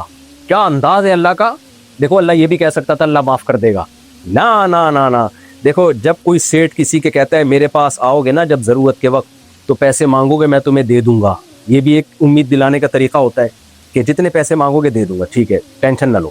ایک طریقہ ہوتا ہے بھائی تو آ ذرا میرے گیٹ پہ پیسے مانگ, ادھر تو پائے گا کوئی سیٹ آدمی ہے. کس کو پائے گا؟ تو کسی سخی آدمی کو پائے گا. کیا مطلب میں تجھے دوں گا تو کہے گا یار کسی سخی سے پالا پڑا ہے میرا. تو اللہ کہتے ہیں اگر غلطی ہو گئی, گناہ ہو گیا, توبہ کرو, آئندہ بچنے کی کوشش کرو اور مجھ سے معافی مانگو. یجد اللہ غفور الرحیم, تم اللہ کو غفور بھی پاؤ گے, گناہوں کو معاف بھی کرے گا اور گریوی بھی دے گا, رحمت بھی کرے گا الگ سے تم پر. تو اس لیے میرے بھائی اللہ نے, اسلام نے ہمیں اللہ کے بارے میں بتا دیا کہ وہ کن صفات کا حامل ہے. اسلام نہ بتاتا مجھے اور آپ کو پتہ نہیں چلتا. تو اب خلاصہ یہ نکلا کہ اللہ کی رحمت اور شکر کا تقاضا یہ جو اس نے ہم پر احسانات کیا, ہم مانتے ہیں اس اللہ کو. ہم نہیں مانتے کہ یہ خود بخود ہو گیا سب کچھ, نہ, یہ خود بخود کچھ بھی نہیں ہے. سب کچھ اللہ نے کیا, یہ کسی نے کیا ہے تو وہ خوش ہوتا ہے کچھ کاموں کے کرنے سے جن کو فرائض واجبات کہا جاتا ہے, کچھ کاموں سے بچنے کا اس نے حکم دیا جن کو حرام کہا جاتا ہے. تو حرام سے بچنا ہے اور فرائض و واجبات کو ہم نے پورا کرنا ہے. اور ہم نے یہاں کرپشن نہیں کرنی, یہاں 2 نمبریاں نہیں کرنی. اس لیے نہیں کہ کینیڈا کے قانون میں کرپشن انلیگل ہے, وہ اس لیے بھی کرنی ہے, حکومت کے قانون کو بھی فالو کرنے کا اللہ ہی کا حکم ہے نا. لیکن اس لیے بھی کہ اگر ہم نے کرپشن کی یا 2 نمبری کی تو کینیڈین گورنمنٹ، سوری کینیڈا نہیں امریکہ ہے، سوری امریکن گورنمنٹ بعد میں پکڑے گی، اللہ پہلے پکڑے گا۔ آپ یہاں چوری کرتے ہو تو یہاں جو آپ کو سزا ملے گی وہ تو امریکن گورنمنٹ کی طرف سے ملے گی، اللہ کی طرف سے تو ہاتھ کاٹنا ہے، وہ نہیں کٹ رہے آپ کے، وہ ظاہر حکومت کاٹے گی، وہ نہیں کاٹے گی، تو پھر کون کاٹے گا آخرت میں؟ پھر وہ ڈبل کر کے دنیا میں ہو جاتا ہے نا تو معاف ہو جاتا، وہ تو آخرت میں پھر بہت سخت سزا ملے گی۔ تو مسلمان ہر طرح کی برائی سے اس لیے بھی بچتا ہے کہ اللیگل ہے، اور اس لیے بھی بچتا ہے کہ وہ کیا ہے، حرام اور ناجائز ہے۔ اللہ مجھے اور آپ کو صحیح معنوں میں اسلام پہ چلنے کی اور سب سے پہلے اسلام سے محبت کی توفیق عطا۔ وما علینا الا البلاغ، جزاکم اللہ احسن الجزاء۔ اذان دیجیے، دعا کر لیتے ہیں۔ الحمدللہ رب العالمین والعاقبۃ للمتقین والصلاۃ والسلام علی رسولہ الکریم وعلی آلہ وصحبہ اجمعین۔ ربنا آتنا فی الدنیا حسنۃ وفی الآخرۃ حسنۃ وقنا عذاب النار۔ اللهم انا نسألک من خیر ما سألک منہ نبیک محمد صلی اللہ علیہ وسلم ونعوذ بک من شر ما استعاذک منہ نبیک محمد صلی اللہ علیہ وسلم۔ انت المستعان وعلیک البلاغ ولا حول ولا قوة الا باللہ۔ صلی اللہ تعالی علی خیر خلقہ محمد وعلی آلہ وصحبہ اجمعین۔ اور اگر وہ شوہر کے پاس جانا چاہتی ہے تو اسے وہ اچھا لگ رہا ہے جو 3 کو 1 کہتا ہے۔ آپ بہت مسائل ہیں، میں کیا ایک ایک کر کے مسائل چھیڑوں۔ حضرت ابو سفیان، سیدنا معاویہ رضی اللہ عنہما، جن کی اسلام کے لیے بے پناہ خدمات ہیں، صحابہ کے آپس کے اختلافات کو ہمیشہ یہ کہہ کے امت نے حل کیا کہ یہ بڑے لوگ تھے، بڑوں کے اختلافات تھے۔ ربنا لا تجعل فی قلوبنا غلا للذین آمنوا، اے اللہ جو ہم سے پہلے ایمان لے آئے ہمارے دلوں میں ان سے حسد اور بغض نہ رکھنا۔ جو اسلاف کا مذہب تھا، صحابہ، تابعین، تبع تابعین، ان کا جو مذہب تھا اپنے بڑوں کے بارے میں صدیوں سے وہ چلا آ رہا تھا۔ العقیدۃ الطحاوی آپ سب نے پڑھی ہوگی۔ آج نہ صحابہ کی عزتیں محفوظ، نہ مسائل میں علماء کو فالو کیا جا رہا ہے، ہر شخص آزاد ہے۔ اور اس زمانے کا سب سے بڑا فتنہ ایک نیا فرقہ بناؤ اور باقی سب کو فرقہ واریت کی بنیاد پہ غلط کہنا شروع کر دو۔ سمجھ میں آ رہی ہے؟ آپ ایک نیا فرقہ مارکیٹ میں لاتے ہیں اور بولتے ہیں میں فرقہ واریت کو ختم کر رہا ہوں۔ ختم کرنے کا طریقہ کیا؟ ایک نیا فرقہ مارکیٹ میں لے آیا، یہ فرقہ واریت کو ختم کرنے کا طریقہ ہے۔ 2 آدمی لڑ رہے ہیں اور ان کی لڑائی ختم کرنے کا طریقہ آپ بھی جا کے دونوں سے لڑنا شروع کر دو، تو 2 کے بجائے 3 آدمی لڑ رہے ہیں آپس میں۔ پھر ان تینوں کو لڑتا دیکھ کر ایک چوتھا آئے گا اور کہے گا یہ تینوں غلط ہیں کیونکہ یہ آپس میں لڑ رہے ہیں، لہذا ان تینوں کو گالیاں دو اور تینوں کو مارنا شروع کرو۔ اب 3 کے بجائے کتنے لڑ رہے ہیں؟ 4۔ اسی طرح 73 پورے ہو جائیں گے۔ تو میں آپ سے عرض کروں گا کہ فرقہ واریت کے خاتمے کا طریقہ جو آج کل بتایا جاتا ہے، بتایا یہ جاتا ہے کہ قرآن اور سنت کو فالو کرو، بس 100% درست بات ہے، قرآن و سنت ہی کو فالو کرنا ہے، لیکن کیسے فالو کرنا ہے؟ جس طرح یہ آج کل کے نام نہاد اسکالرز ہمیں بتا رہے ہیں نا کہ ایسے فالو کرنا ہے، اس سے فرقے ختم نہیں ہوں گے، فرقے بڑھیں گے۔ قرآن و سنت کو ویسے فالو کرنا ہے جیسے قرآن و سنت نے فالو کرنے کا حکم دیا ہے۔ منکرین حدیث شاید یہاں بھی ہو، پاکستان میں تو بہت ہے، حدیث کی حجیت کا انکار کرتے ہیں۔ میرا ایک دفعہ جانا ہوا ان کے پاس، کہنے لگے جب قرآن میں سب کچھ ہے، تبیان لکل شیء، آیت کے نمبر بھی انہوں نے یاد کیے ہوئے ہوتے ہیں، تبیان لکل شیء، قرآن نے ہر چیز بیان کر دی، تو ہمیں حدیث کی ضرورت ہے۔ اب بتاؤ عامی آدمی متاثر ہوگا؟ یہ صاحب دلیل کہاں سے دے رہے ہیں؟ قرآن سے، ریفرنس کے ساتھ۔ جو آدمی قرآن سے بات کرے، ریفرنس سے بات کرے، اس کی بات کو رد کرنا چاہیے یا ماننا چاہیے؟ ماننا چاہیے، تو مان لو، حدیث کا انکار کر دو۔ کر سکتے ہیں؟ جرت ہے؟ اس کا مطلب بھائی قرآن کی ریفرنس بھی درست، قرآن کی بات بھی درست، قرآن کی بات کا جو مطلب بیان کیا جا رہا ہے وہ اس کا خود ساختہ ہے، پیٹ کا گڑا ہوا ہے، یہ وہ مطلب نہیں ہے جو صحابہ اور تابعین نے بیان کیا ہے۔ اسی طرح بہت دفعہ حدیث بھی درست، حدیث کا ریفرنس بھی درست، لیکن حدیث کا وہ مطلب نہیں ہوتا جو بیان کیا جا رہا ہوتا ہے۔ حدیث کا مطلب اس کا خود ساختہ بنایا ہوا ہوتا ہے۔ حدیث کا وہ مطلب لیا جائے گا جو صحابہ، تابعین، تبع تابعین، ائمہ مجتہدین لیتے رہے ہیں۔ اس کے علاوہ اگر کوئی اور مطلب امت پہ تھوپا جائے گا، کتنی ہی صحیح حدیث ہو، کیسے ہی مضبوط ریفرنسز ہو، اٹھا کے اس کی تشریح کو جو وہ اپنی طرف سے کر رہا ہے دیوار پہ پھینک دو۔ سمجھ میں آ رہی ہے بات کی نہیں آ رہی؟ تو وہ جو صاحب تھے نا منکرین حدیث، وہ کہنے لگے کہ قرآن کہتا ہے تبیانا لکل شیء، ہم نے ہر چیز کو کھول کھول کے بیان کر دیا ہے۔ جب قرآن نے ہر چیز کو کھول کھول کے بیان کر دیا ہے تو ہمیں حدیث کی ضرورت نہیں۔ یہ جو باطل لوگ ہوتے ہیں نا، ان سے دلیل سے زیادہ عقل استعمال کرنے کی ضرورت ہوتی ہے۔ آپ لوگ کو سب کو اردو آتی ہے نا؟ جس کو آتی ہے ذرا ہاتھ کھڑے سے۔ ماشاء اللہ سب کو، پورے بنگلہ دیش میں جب سبھی کو اردو آتی ہے تو پھر کیا کمال ہو۔ اللہ کرے ہمیں بنگلہ دیشی زبان بھی پوری آ جائے جیسے آپ کو اردو آتی ہے۔ 18-20 کروڑ لوگوں کی زبان ہے ماشاء اللہ۔ تو ان لوگوں پہ رد کرنے کے لیے یہ سب آج کل کے اسکالر اسی طرح کی باتیں کر رہے ہوتے ہیں، باتیں بڑی زبردست، ریفرنسز، آیتیں، دھڑ دھڑ ترجمے، اور یہ ثابت کر رہے ہوتے ہیں کہ یہ جو صدیوں سے امت چلی آ رہی ہے، بڑے بڑے فقہا، مجتہدین، یہ فارغ تھے ماضی، یہ تصور بنتا ہے علماء کے بارے میں جو ماضی میں گزر چکے ہیں۔ تو وہ صاحب کہنے لگے تبیانا لکل شیء، قرآن کہتا ہے ہر چیز کو ہم نے کھول کھول کے بیان۔ میں نے کہا اچھا مجھے ایک بات بتاؤ، آپ کہتے ہو حدیث حجت نہیں ہے، حدیث میں جو احکام آئے ہیں وہ شریعت نہیں ہے، اور میں کہتا ہوں وہ حجت ہے۔ یہ مسئلہ میرے اور آپ کے درمیان اختلافی ہے، کیا قرآن نے اس مسئلے کو کھول کے بیان کیا ہے یا بیان نہیں کیا؟ اب پھنس گیا وہ۔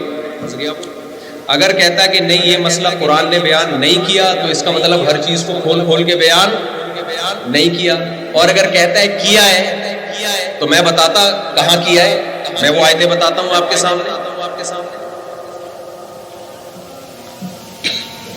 تو وہ کلابازیاں کھانے لگا نا دائیں بائیں۔ میں نے کہا کیا ہے بیان، قرآن نے یہ مسئلہ کھول کے بیان کیا ہے۔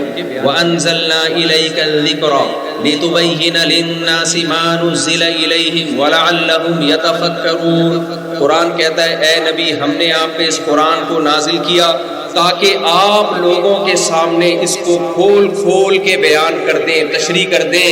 میں نے کہا قرآن پہ عمل جبھی ممکن ہے جب نبی کی تشریح کو مانا جائے، کیونکہ قرآن کہہ رہے نازل قرآن اللہ کرے گا، تشریح کون کرے گا؟ پیغمبر صلی اللہ علیہ وسلم کریں گے اس کی تشریح۔ تو اگر حدیث حجت نہیں ہے تو پیغمبر نے جو تشریح کی ہے وہ کہاں ہے؟ پھر وہ کہاں گئی؟ وہ کہتے ہیں یہ بخاری مسلم اور یہ حدیث کی کتابوں کو ہم نہیں مانتے۔ میں نے کہا پھر یہ غلط ہے تو صحیح والی لے آؤ۔ صحیح والی کہاں ہے؟ قرآن تو کہہ رہا ہے کہ تشریح کون کرے گا؟ نبی کریں گے۔ تو اس سے پتہ چلتا ہے نبی کی تشریح کے بغیر قرآن ہماری سمجھ میں نہیں آئے گا۔ تو وہ نبی کی تشریح گئی کہاں؟ اگر یہ حدیث کی کتابیں غلط ہیں تو نبی کی تشریح کہاں ہے؟ کوئی کیسٹ کی صورت میں ہے یا آپ کے پاس کوئی صحیفے پڑے ہوئے ہیں تو ہم ان حدیث کی کتابوں کو چھوڑ دیتے ہیں، آپ اپنے دادا کے ہاتھ سے لکھا ہوا کوئی مخطوطہ لے آؤ، کچھ لاؤ تو مارکیٹ میں۔ تو وہ مجھے کہنے لگے کہ دیکھو یہ جو نبی نے قرآن بیان کیا نا، قرآن ہمیں پڑھ کے سنایا، یہی تشریح ہے۔ میرے بہت سے مسئلے نیوٹن کے لا سے حل ہوتے ہیں، ہر جگہ نیوٹن لا فٹ ہو رہا ہے، ہر مثال کہہ رہے ہیں یہ جو نبی نے ہمیں قرآن پڑھ کے سنایا جو الحمدللہ رب العالمین، یہ تشریح ہے، یہ کیا ہے؟ یہی نبی نے تشریح کری۔ میں نے کہا آپ نے میٹرک کیا ہے، نیوٹن کا لا پڑھا، نیوٹن کا پہلا لا آپ کے ٹیچر نے اس کا متن آپ کو پڑھ کے سنایا، is called Newton's first law. مجھے آخر سے آتے ہیں نیوٹن کے قوانین، شروع سے نہیں آتے. Is called Newton's first law. میں نے نیوٹن کے جتنے قوانین ہیں سارے آخر سے یاد کیے. ایک ٹیچر نے بچے سے پوچھا نا نیوٹن کا دوسرا قانون پتہ ہے؟ اس نے کہا مس آخر سے یاد ہے، آدھا یاد ہے. چلو آدھا سنا دو بیٹا. اس نے کہا is called Newton's second law. آدھا بھول چکا تھا، آدھا یاد تھا. تو مجھے بھی سارے قوانین آدھے یاد رہے گئے. تو میں نے کہا آپ کے ٹیچر نے پورے قانون کی عبارت پڑھی، اب آپ نے کہا سر پلیز اس کو ایکسپلین کریں، اس کا مطلب کیا ہے؟ آپ کے ٹیچر نے وہی قانون دوبارہ پڑھ کے سنا دیا. سر یہ تو آپ نے پڑھ کے سنا دیا ہے، یہ تو ہم کتاب میں بھی پڑھ لیتے، اس کا مطلب بتائیں نا کیا ہے. پھر آپ کے ٹیچر نے وہی پڑھ کے سنا دیا، کہا یہ جو پڑھ رہا ہوں یہی مطلب ہے. اس ٹیچر کو دماغی علاج کی ضرورت ہے یا نہیں؟ تو میں نے کہا جیسے اس ٹیچر کو دماغی علاج کی ضرورت ہے، آپ کو بھی دماغی علاج کی ضرورت. بھائی ایکسپلینیشن انسان کے اپنے الفاظ میں ہوتی ہے. قرآن نازل ہوا الحمد سے لے کے والناس تک، یہ اللہ کا کلام ہے. قرآن ہی ایکسپلین کر رہا ہے کہ اس کی مزید ایکسپلینیشن کس کی طرف سے ہوگی؟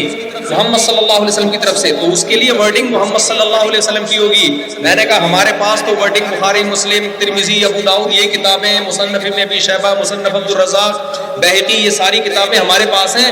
اگر یہ ایکسپلینیشن نہیں ہے تو صحیح والی کہاں ہے بھائی؟ اس کا مطلب تو پھر قرآن بھی ضائع ہو گیا معاذ اللہ. یہ ہے فتنے آج کل کے، صرف قرآن صرف قرآن صرف قرآن. بھائی تم صرف قرآن کو بھی نہیں مانتے ہو. اسی طرح ایک فتنہ ہے جو کہتا ہے صرف حدیث صرف حدیث صرف قرآن صرف حدیث. فقہ کو بیچ سے نکال دو. یہ کیا حنفی شافعی لگا کے رکھا ہوا ہے؟ ابو حنیفہ کا قول، امام مالک، کیا لگا کے رکھا ہوا ہے؟ صرف محمد صلی اللہ علیہ وسلم پیغمبر کا ارشاد کے آگے کسی کی نہیں چلے گی.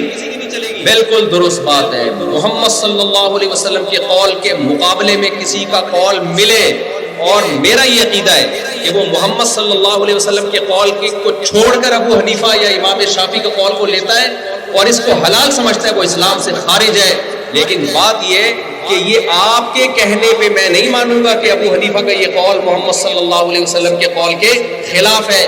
بہت دفعہ نبی کا ایک قول ہے، اس کی ایک تشریح آپ کر رہے ہو، ایک تشریح ابو حنیفہ کر رہے ہیں. تو میری نظر میں ابو حنیفہ کی ویلیو آپ سے زیادہ ہے. میں ابو حنیفہ کو محمد صلی اللہ علیہ وسلم سے اونچا نہیں قرار دے رہا. میں ابو حنیفہ کی تفقہ اور ان کے حدیث سمجھنے کی جو بصیرت ہے، اس بصیرت کو آج کل کے اسکالرز کی بصیرت پر ترجیح دے رہا ہوں میں.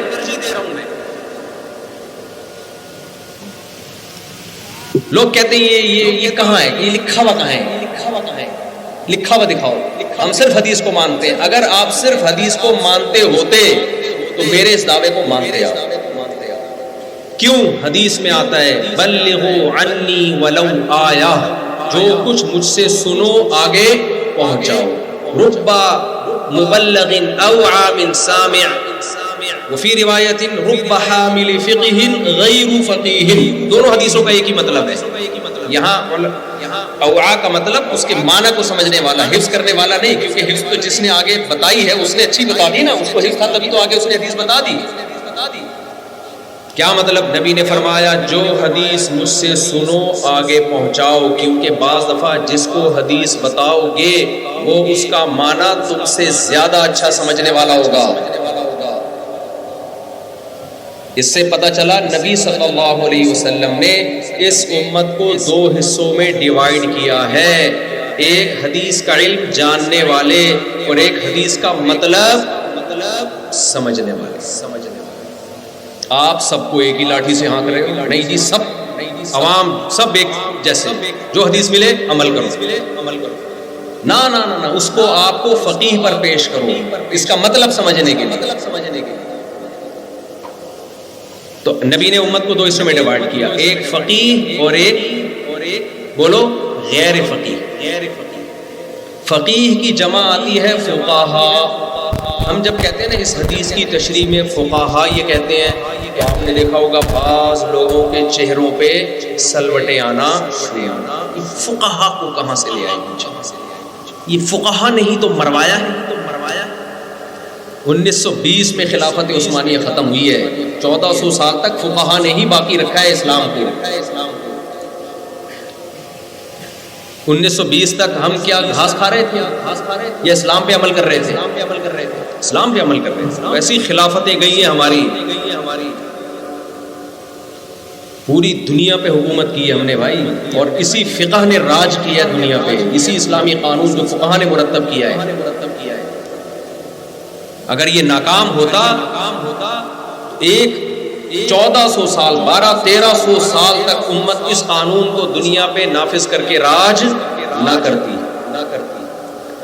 تو نبی صلی اللہ علیہ وسلم نے کیا فرمایا کہ رب حامل فقہ غیر فقیہ، بہت سے لوگ حدیث کا مطلب جانتے ہیں سمجھتے نہیں ہیں. صحابہ کے دور میں بھی ایسا ہوتا تھا.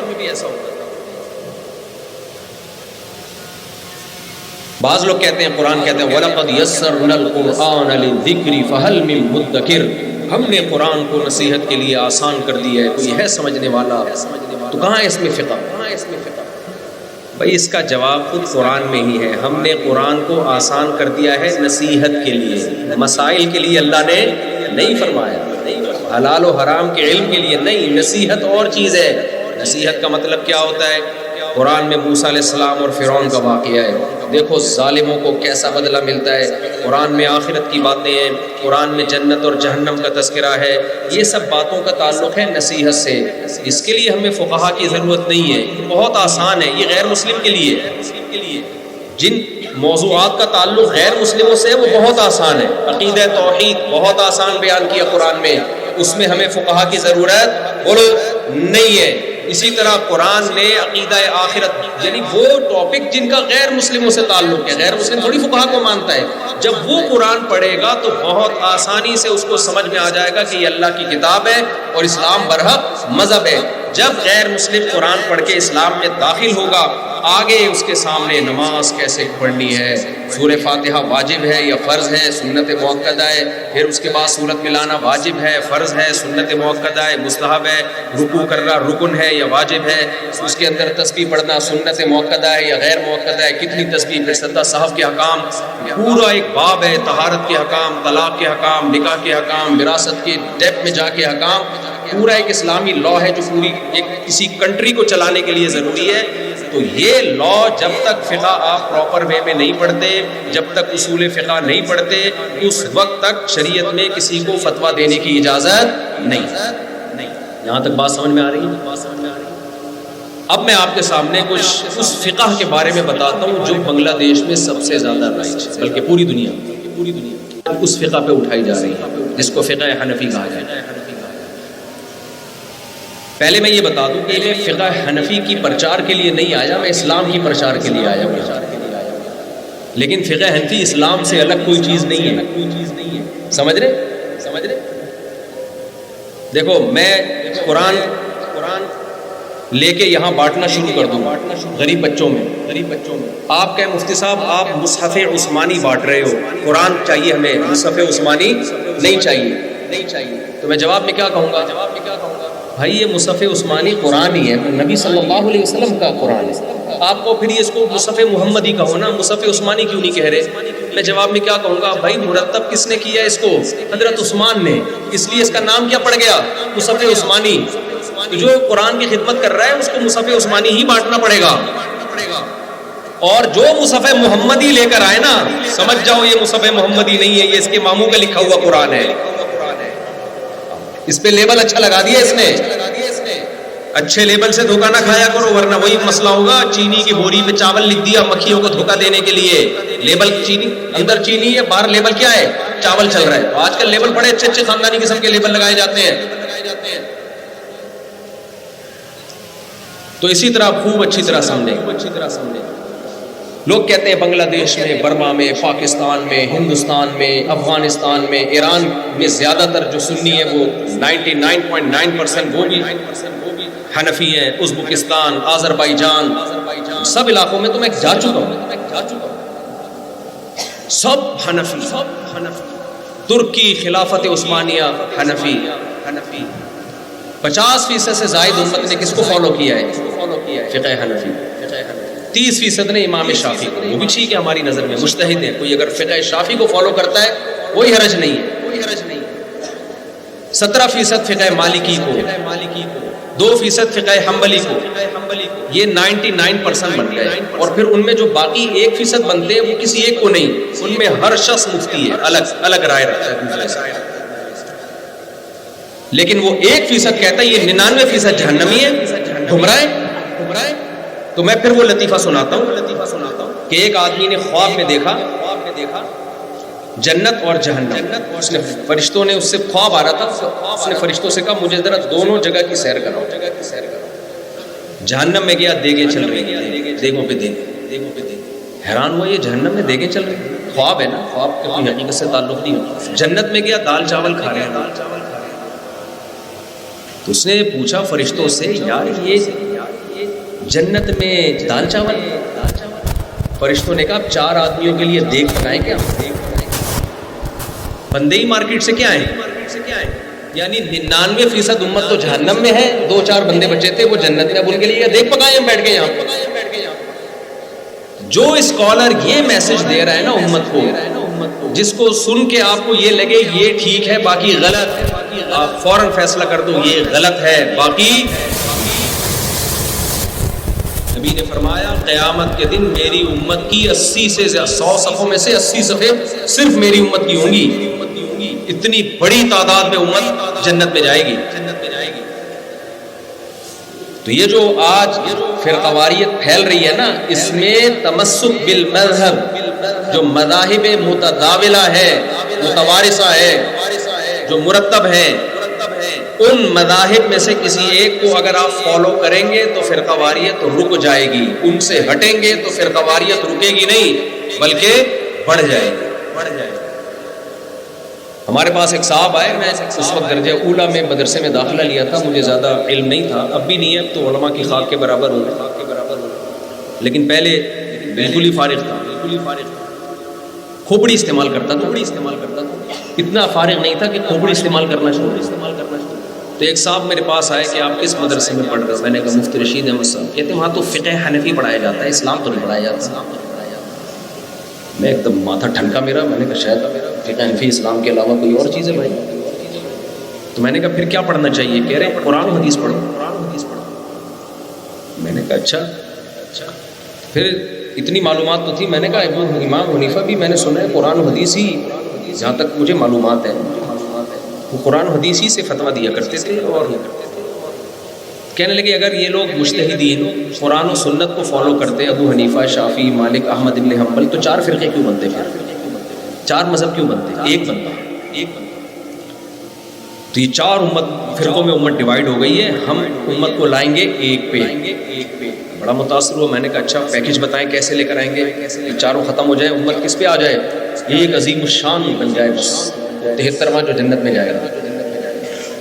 تو انہوں نے کہا کہ وہ ایسے بنے گا کہ ہر شخص قرآن و سنت کو فالو کرے۔ ہر شخص کس کو فالو کرے؟ قرآن حدیث میں سب کچھ صحیح حدیث دیکھو اور عمل کرتے چلے۔ میں نے کہا اچھا مجھے ایک بات بتاؤ، امام ابو حنیفہ، امام شافعی، امام مالک، امام احمد بن حنبل، جن کے مدون فقہ ہیں، مرتب ہے، قرآن و سنت ہی سے اخذ کی ہے، تو آپ کا کیا خیال ہے؟ یہ لوگ قرآن کے بہت بڑے عالم تھے، قرآن و سنت کو خوب جانتے تھے؟ میں نے کہا بالکل جانتے تھے، میں ان سب کا احترام کرتا ہوں، بہت بڑے عالم تھے۔ میں نے کہا ان میں تقویٰ بھی تھا، جان کر کوئی غلطی تو نہیں کی انہوں نے؟ کہہ رہے نہیں ہمارا یہ عقیدہ نہیں ہے، یہ سب اللہ کا خوف تھا ان کے دلوں میں۔ میں نے کہا یہ میرے اور آپ سے زیادہ بڑے عالم صحابہ، تابعین، تبع تابعین کے دور کو بھی دیکھا انہوں نے، اور ان کا تقویٰ، اللہ کا خوف بھی ہم سے زیادہ، اور پوری امت ان کو مانتی بھی ہے، پھر بھی 4 بن گئے، اور 1 ارب 22 کروڑ مسلمان جب براہ راست خود سے قرآن و سنت کو فالو کریں گے، ان 4 نے براہ راست فالو کیا تو 4 فقہ بن گئے، اور جب ہم سب 1 ارب 22 کروڑ اس وقت آبادی تھی، جب تک اس وقت میرے 4 شادیوں میں بیانات شروع نہیں ہوئے تھے، کیونکہ پرانا واقعہ، اب جب سے میرے 4 شادی میں بیانات شروع ہوئے، مجھے اللہ کی رحمت سے امید ہے ہم 2 ارب 44 کروڑ ہو چکے ہوں گے انشاءاللہ۔ 1 ارب 22 کروڑ کو دگنا کر دیں، 2 ارب 44 کروڑ ہی بنتے ہیں نا، وہ اب اسپیڈ انشاءاللہ بڑھ چکی ہے اور کافی پھیل چکی ہے، اور میرے دنیا سے جانے کے بعد مسلمان ہی مسلمان ہوتے ہیں، اتنے بچے پیدا ہو چکے ہوں گے انشاءاللہ۔ تو اسلام پھیلانے کا ایک طریقہ یہ بھی ہے ایک یہ بھی طریقہ ہے کہ مسلمانوں کو پھیلانا شروع کرو، سمجھ رہے؟ یہ بھی ایک بہترین طریقہ ہے۔ دیکھو غربت کے خاتمے کے 2 طریقے ہیں، آپ حکومت کو مشورہ دے سکتے ہیں۔ غربت کے خاتمے کے 2 طریقے ہیں۔ ایک طریقہ تو یہ ہے کہ پالیسیاں بناؤ، غربت ختم ہو، یہ بہت مشکل طریقہ ہے۔ دوسرا ہے غریب کو ہی ختم کرو، غربت کا جڑ سے کیا ہو جائے گا؟ ختم۔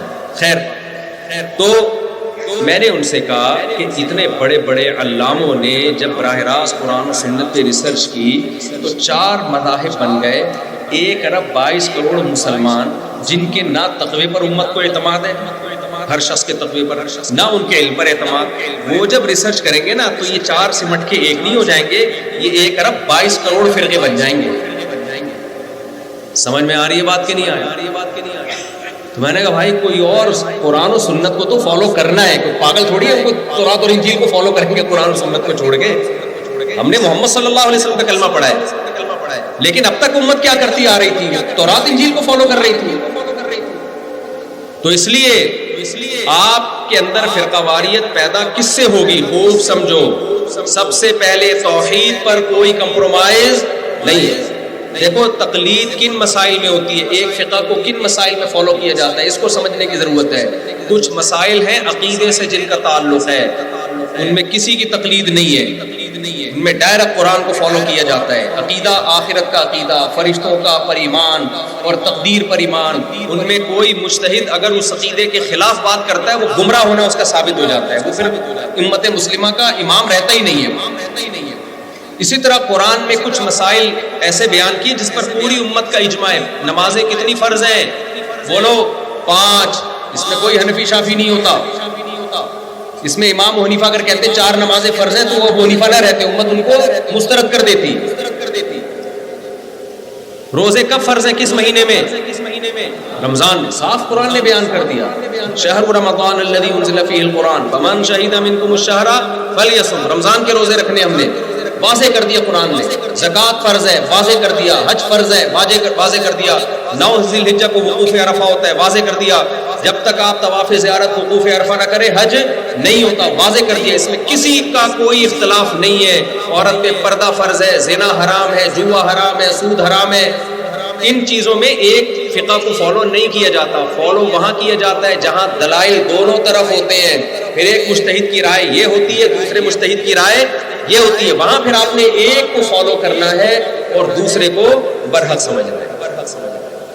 سمجھتے ہو کہ نہیں سمجھتے؟ یہاں بھی میں اپنا ایک بچپن کا واقعہ بتا دیتا ہوں۔ ہمارے ساتھ یہ سب کھیل بہت پہلے ہو چکے ہیں۔ ہم نے اپنے استاد سے ایک حدیث سن رکھی تھی، حدیث بنو قریظہ۔ ایک صاحب نے ہمیں پکڑ لیا، میں درجہ ثانیہ میں تھا، مجھے پکڑ لیا بیچ چوراہے پر اور کہنے لگے تم لوگ قرآن حدیث کو فالو نہیں کرتے۔ میں نے کہا کیوں نہیں کرتے فالو؟ انہوں نے پھر مثالیں دی، میں نے پھر ان کے جواب، پھر ایک بحث شروع ہو۔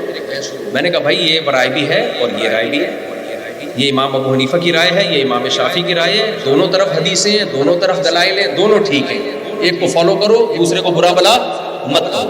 کہنے لگے دونوں ٹھیک نہیں ہو سکتے، دونوں ٹھیک نہیں ہو سکتے، ایک وقت میں 2 متضاد رائے ٹھیک نہیں ہو سکتی۔ میں نے کہا اگر قرآن و حدیث کی تشریح میں اختلاف کی وجہ سے رائے بنی ہے تو ٹھیک ہو سکتی ہے، کہہ رہے نہیں ہو سکتی۔ میں نے کہا آپ نے کہا نا کہ جب کوئی اختلاف ہوتے اور نبی سے پوچھو، تو آؤ یہ اختلاف ہم کس سے پوچھتے ہیں؟ نبی سے۔ نبی کے دور میں ایسا ہوا، خوب توجہ ہے نا آپ سب لوگوں کی۔ نبی صلی اللہ علیہ وسلم نے، بخاری مسلم کی حدیث ہے، صحابہ کو بنو قریظہ کی طرف بھیجا اور فرمایا جب تک مقام پہ نہ پہنچ جاؤ عصر کی نماز نہیں پڑھنا۔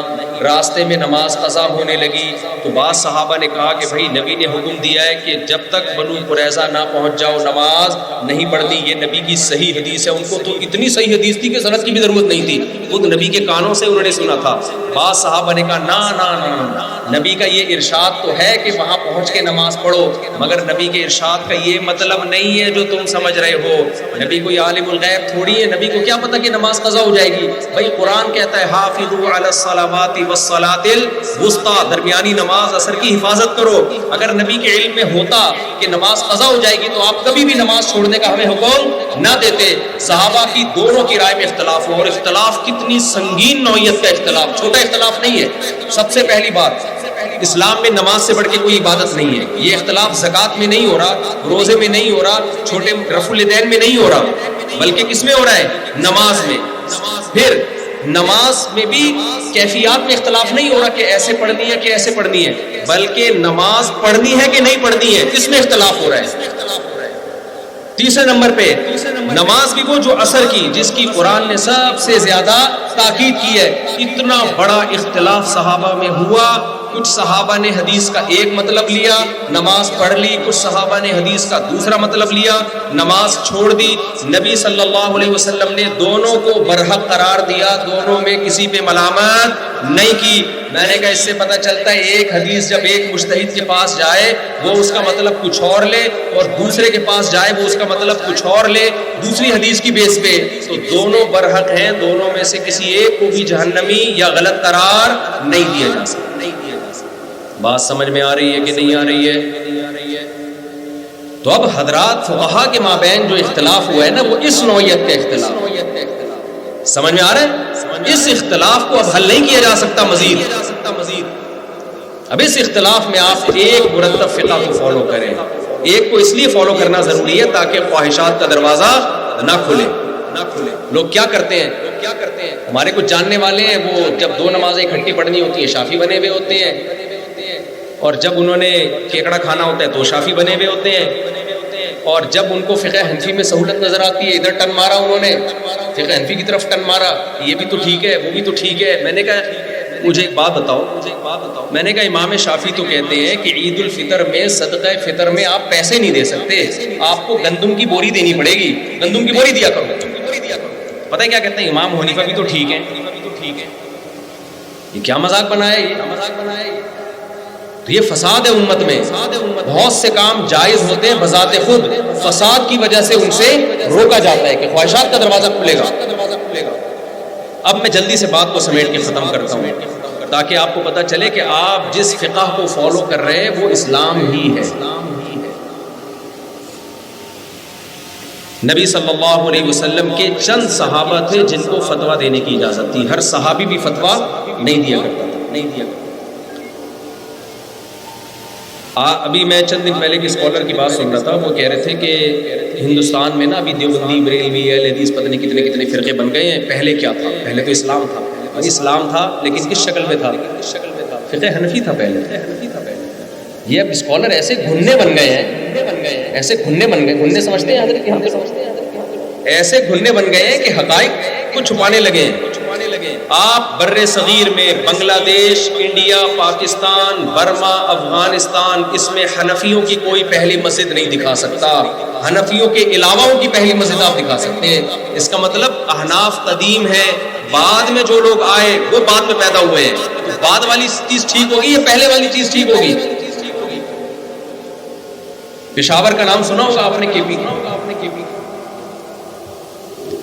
یہاں کسی کو نسوار کا ہی نہیں پتا ہے. دن میں مثال دے رہا تھا نسوار، بنگلہ دیش کے ایک ساتھی میں نسوار کیا ہوتا ہے. یار یہ تو آپ نے توہین کر دی نسوار کی، ابھی بھی نہیں پتا آپ لوگ کو نسوار کیا ہوتا ہے. پشاور میں آئے پتہ چل جائے گا انشاءاللہ. تو ہمارے ایک دوست نے کہا کہ کسی نے مجھے کہا کہ پشاور میں ہمارا مسلک تیزی سے پھیل رہا ہے. کہتے ہیں مجھے حیرانگی ہوئی کہ پشاور میں اسلام تو 1200 سال پہلے آیا تھا، یہ اب کیا پھیل رہے ہیں؟ سمجھ میں آیا کہ نہیں آیا؟ مطلب بھائی جو چیز اب پھیل رہی ہے وہ ٹھیک نہیں. اب میں جلدی سے آپ کے سامنے قرآن میں پہلے وہ بتا دوں کن چیزوں پہ کمپرومائز نہیں ہے، اس میں کوئی اختلاف نہیں ہے. سب سے پہلے عقیدہ توحید. دوسری چیز بدعت میں کسی کو فالو نہیں کرنا. بدعتیوں کا کوئی مذہب بولو نہیں ہوتا. بدعت اسلام میں کوئی گنجائش نہیں ہے. ہم فقہ میں امام ابو حنیفہ کو، فقہ حنفی کو فالو کرتے ہیں اس حد تک کہ جب مسئلوں میں اختلاف ہوگا تو ہم اپنی رائے قائم کرنے کے بجائے، لوگوں کو الجھانے کے بجائے، جو فقہ اس پورے علاقے میں رائج ہے اس کا وہ قول جو دلیل کے لحاظ سے علماء نے اس کو قوی قرار دیا ہو، جس کو اصطلاح میں کہتے ہیں مفتہ بھی قول، اس قول پہ ہم نے عمل کرنا ہے. جیسے صدیوں سے ہوتا چلا آ رہا ہے. تو ہمارے فقہ کی بنیاد کہاں سے شروع ہوئی؟ محمد صلی اللہ علیہ وسلم سے. آپ صلی اللہ علیہ وسلم کے صحابی ہیں عبداللہ بن مسعود، نام سنا ہے نا آپ نے. ابو موسیٰ اشعری رضی اللہ تعالیٰ عنہ فرماتے ہیں میں یمن سے آیا، میں نے جب دیکھا عبداللہ ابن مسعود کو تو دیکھا کہ یہ آپ کے نبی کے گھر اتنا آنا جانا تھا، نبی کے ساتھ اتنی آپ کی صحبت تھی، میں سمجھا کہ یہ آپ صلی اللہ علیہ وسلم کے گھر کے کوئی فرد ہے۔ حضرت عبداللہ ابن مسعود نے 2 ہجرتیں کی، ایک حبشہ کی طرف ایک مدینہ کی طرف، اور عبداللہ ابن مسعود رضی اللہ تعالی عنہ ہر جنگ میں نبی صلی اللہ علیہ وسلم کے ساتھ شریک رہے ہیں۔ حضرت عبداللہ ابن مسعود رضی اللہ تعالی عنہ کے بارے میں نبی نے فرمایا حضرت ابو بکر سے کہ، اور حضرت ابو بکر نے حضرت عبداللہ بن مسعود کو جا کے خوشخبری سنائی، فرمایا کہ ان کو بتا دو کہ جس شخص نے قرآن پڑھنا ہو ایسے جیسے نازل ہوا ہے تو وہ عبداللہ بن مسعود رضی اللہ عنہ کی قرات میں پڑھے۔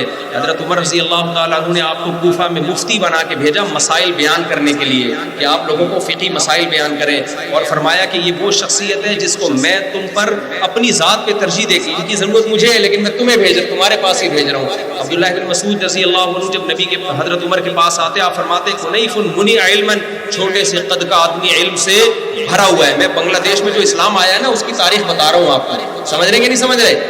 بنگلہ دیش میں جو اسلام آیا ہے اس کی ہسٹری بتا رہا ہوں آپ کو، کوئی الگ سے اسلام نہیں آیا جو ہمیں کوئی نئے لوگ آ کے بتائیں گے یہ والا اسلام غلط تھا، یہ والا مارکیٹ میں یہ ہم نیا پیکج لے کر آئے ہیں۔ تو عبداللہ بن مسعود رضی اللہ تعالیٰ عنہ کا، پھر عبداللہ بن مسعود کو کوفہ میں جب بھیجا، اس کے بعد سیدنا علی رضی اللہ عنہ نے بھی کوفہ کو دارالخلافہ بنایا، تو کوفہ اسلام کا مرکز بن گیا۔ امام بخاری کہتے ہیں میں علم حدیث حاصل کرنے کے لیے مدینہ حجاز اتنی دفعہ گیا، دمشق اتنی دفعہ گیا، مصر اتنی دفعہ گیا، ہر دفعہ کاؤنٹ کر کے بتایا، فرماتے کوفہ لا احصی، شمار نہیں کر سکتا علم حدیث کے لیے میں کوفہ کتنی مرتبہ گیا، کیونکہ لوگ ہمیں طعنہ دیتے تمہارا کوفہ کا دین ہے ہمارا مکہ مدینہ کا دین ہے، تم کوفہ کو فالو کرتے ہو ہم مکہ مدینہ کو فالو کرتے ہیں۔ تو امام بخاری نے زیادہ تر حدیثیں مکہ سے لی ہیں یا کوفہ سے لی ہیں؟ کوفہ سے لی۔ آپ بخاری مسلم کے راوی اٹھا کے دیکھو، میں نے دیکھے ہیں اٹھا کے، میں نے پڑھا ہے، امام مسلم نے ایک جگہ لکھا ہے کہ یہ حدیث ایسی ہے جس کے سارے راوی حجاز کے ہیں، حجاز یعنی مکہ مدینہ کے ہیں۔ فرمایا ایسا بہت کم ہوتا ہے، ایسا تو بہت ہوتا ہے بخاری مسلم کی حدیثوں میں کہ سارے راوی کوفہ کے، ایسا بہت کم ہوتا ہے کہ راوی سارے حجاز کے راوی ہوں۔ تو علم حدیث کہاں سے آیا ہمارے پاس؟ بولو، کوفہ سے آیا ہے۔ بخاری مسلم کے زیادہ تر راوی کوفہ کے ہیں، وہ ہمارے پاس کوفہ سے آیا۔ جو قرات مشہور ہوئی ہے پوری دنیا میں، یہ عبداللہ ابن مسعود کی قرات جس پر ہم قرآن پڑھتے ہیں، یہ کہاں سے آئی ہمارے پاس؟ مشہور جو 7 قاری ہے نا مشہور، ان میں زیادہ تر کا تعلق کوفہ سے ہے۔ قرآن ہمارے پاس کوفہ سے آیا، حدیث ہمارے پاس کوفہ سے آئی۔ علامہ ابن تیمیہ رحمہ اللہ تعالیٰ کہتے ہیں کہ عبداللہ ابن مسعود کے فتوے اور ان کے شاگرد جس طرح فتووں میں ان کو شہرت ملی، کسی اور کو فتاوی میں وہ شہرت نہیں ملی۔ فتویٰ دینا مفتی اور فقیہ کا کام ہوتا ہے، تو فتوے کا علم، حلال و حرام کا علم، یہ بھی سب سے زیادہ کہاں سے آیا ہے؟ بولتے کیوں نہیں؟ جلدی جلدی بات کو سمیٹ کے ختم کر رہا ہوں۔ یہ کہاں سے آیا ہے؟ کوفہ سے آیا ہے۔ کوفہ میں عبداللہ ابن مسعود کے جانشین تھے حضرت اسی طرح ابو موسیٰ اشعری کہتے ہیں لا تسألونی ما دام هذا الحبر فیکم، جب تک یہ عالم ابن مسعود تمہارے درمیان موجود ہے شرعی مسائل مجھ سے مت پوچھا کرو۔ اتنی بڑی فضیلت۔ پھر سیدنا علی جو علم کا سمندر تھے، یہ دونوں نے کوفہ کو ٹھکانہ بنایا ہے، ان کے شاگردوں نے علم حاصل کیا۔ پھر عبداللہ بن مسعود کے درجنوں شاگردوں میں سب سے زیادہ کمال حاصل کیا ہے حضرت علقمہ اور حضرت اسود نے۔ ان میں علقمہ کو فضیلت اسود پہ، حضرت علقمہ کے درجنوں شاگردوں میں، حضرت علقمہ کے بارے میں امام ابو حنیفہ کی رائے یہ ہے کہ وہ صحابی سے علم میں کم نہیں تھے، عبداللہ ابن عمر سے علم میں برابر تھے، اگرچہ عبداللہ ابن عمر کو صحابی ہونے کی فضیلت ہے۔ بعض صحابہ حضرت علقمہ سے علم حاصل کیا کرتے تھے، اور یہ علقمہ جانشین کس کے تھے؟ عبداللہ بن مسعود۔ حضرت علقمہ کی گدی سنبھالی ہے حضرت ابراہیم نخعی رحمہ اللہ تعالیٰ نے، جلیل قدر تابعی۔ ابراہیم نخعی عبداللہ بن مسعود کو علم کو ایسے جانتے تھے کہ حضرت ابراہیم نخعی کہتے ہیں جب میں کہوں ابن مسعود نے یہ بات کہی ہے تو مجھے سند بیان کرنے کی ضرورت نہیں ہے، کیونکہ وہ 100% کہی ہے، اور جب میں سند بیان کر دوں تو میں اپنی ذمہ داری کسی دوسرے پہ ڈال رہا ہوں۔ تو اتنا علم ان کے پاس عبداللہ بن مسعود کا تھا۔ یہ ابراہیم نخعی ہوئے جن کا نام امام بخاری جگہ جگہ احترام سے لیتے ہیں۔ تو یہ سارا علم کہاں ٹرانسفر ہوا؟ ابن مسعود کا، نبی کا علم ٹرانسفر ہوا ابن مسعود میں، ابن مسعود کا حضرت علقمہ میں، حضرت علقمہ کا کہاں ٹرانسفر ہوا ہے؟ ابراہیم نخعی میں۔ ابراہیم نخعی رحمہ اللہ تعالیٰ کے درجنوں شاگردوں میں جو کمال حماد الکوفی جو صحیح بخاری کے راویوں میں سے ہے، جو کمال ان کو حاصل ہوا وہ کسی اور کو حاصل نہیں ہوا۔ حماد الکوفی کی جب وفات ہوئی ہے تو عبداللہ ابن مبارک نے کیا کہا؟ کفانا فقد حماد وکانت مصیبتنا به امرا کبیرا، جب حماد کی ڈیتھ ہوئی ہے، موت ہوئی ہے، یہ مصیبت ہمارے لیے کام نہیں تھی۔ وہ کس کے بچھڑنے پہ رویا کرتے تھے؟ بھائی علم کے بچھڑنے پر، قرآن و سنت کے بچھڑنے پر۔ تو حماد الکوفی ابراہیم نخعی کے جانشین تھے۔ تو حماد الکوفی کی وفات کے بعد ان کے درجنوں شاگردوں میں سب سے زیادہ صاحب کمال جو ان کے جانشین تھے وہ کون تھے؟ امام ابو حنیفہ رحمہ اللہ تعالی۔ سمجھ شریف میں بات آ رہی ہے بنگلہ دیش والوں؟ جس فقہ کو صدیوں سے فالو کر رہے ہو نا، انسان کے بچے بن کے اسی پہ ڈٹے رہو۔ دائیں بائیں گئے تو ایسے بے لگام اونٹ بنو گے کہ پتہ ہی نہیں چلے گا 3 ہو رہی ہے، 1 ہو رہی ہے، طلاق بائن ہو رہی ہے، طلاق رجی ہو رہی ہے، ٹانگیں چوڑی کرنی ہے، ٹانگیں پتلی کرنی ہے، 2 سردوں کے درمیان بھی رفع الدین کرنا ہے کہ نہیں کرنا ہے۔ ایسے اختلافات کی آگ میں جلو گے نا کہ قیامت تک نہیں۔ اور پھر تمہارے ہاں جو اسکالرز پیدا ہوں گے نا، افلاطون اور بقراط، ہر 4 دن کے بعد ایک نیا فتویٰ مارکیٹ میں آئے گا۔ ہم ان اختلافی مسائل میں شدت کے قائل نہیں ہیں، سب مسلمان ہیں، آپس میں بھائی ہیں، کوئی مسئلہ نہیں ہے، لیکن ہم اپنی نسلوں کے لیے اس کو بے لگام اجتہاد کو صحیح نہیں سمجھتے۔ پھر امام ابو حنیفہ عبداللہ ابن مبارک نے کیا کہا امام صاحب کے بارے میں کہ حماد الکوفی کی وفات کے بعد اس غم کی تلافی کس نے کی ہے؟ ابو حنیفہ۔ پھر امام حنیفہ کے 2 شاگرد تھے، حضرت امام ابو یوسف، امام محمد۔ اب تک فقہ ریٹن فارم میں نہیں تھا، یہ جو علم چلا آ رہا تھا یہ ریٹن بولو نہیں تھا، مرتب نہیں تھا۔ امام محمد نے 6 کتابیں لکھی، سیر صغیر، سیر کبیر، جامع صغیر، جامع کبیر، زیادات، المقصود۔ ان 6 کتابوں میں اس فقہ کو انہوں نے سمیٹ دیا جو پیغمبر سے چلتا ہوا عبداللہ بن مسعود اور پھر علقمہ اور پھر ان کے واسطے سے ہوتا ہوا ابراہیم نخعی اور پھر حماد اور امام حنیفہ تک آیا، اس کو سمیٹ کے 6 کتابیں مرتب کی۔ یہاں سے فقہ حنفی کا آغاز ہوا۔ کیا مطلب؟ فقہ حنفی کا نہیں، اس فقہ کو حنفی کہنے کا آغاز ہوا۔ جیسے قرآن وہی تھا جو نبی کا تھا، اس کو مصحف عثمانی کہنے کا آغاز کب ہوا؟ جب حضرت عثمان نے اس کو مرتب۔ تو وہی 6 کتابوں سے آگے کتابیں در کتابیں چلتی آ رہی ہیں جو ہمارے مدارس میں پڑھائی جا رہی ہیں۔ یہ کوئی نئی چیز ہم مارکیٹ میں نہیں لائے، جو ان چیز اس سے ہٹا رہے ہیں لوگوں کو، وہ کیا لے کر آ رہے ہیں مارکیٹ میں؟ نہیں۔ پھر امام محمد کے شاگرد تھے امام شافعی، ان کا اپنا اجتہاد تھا۔ جیسے صحابہ میں اختلاف ہوتا ہے تو امام شافعی کا کچھ مسائل میں اتفاق ہوا، کچھ میں اختلاف ہوا، ان کا فقہ مرتب ہوا، اس کو فقہ شافعی کہا جانے لگا۔ امام مالک کا فقہ مرتب ہوا، اس کو فقہ مالکی کہا جانے لگا۔ امام احمد جو امام شافعی کے شاگرد، امام بخاری کے استاذ، ان کا فقہ مرتب ہوا، اس کو کیا کہا جانے لگا؟ فقہ حنبلی۔ یہ 4 فقہ مرتب ہوئے، اور بھی مجتہدین گزرے، لیکن ان کے فقہ کو اللہ کی طرف سے عوام میں مقبولیت نہیں ملی۔ ان کے دلائل زیادہ مضبوط تھے، یہ پوری دنیا میں رائج ہو گئے۔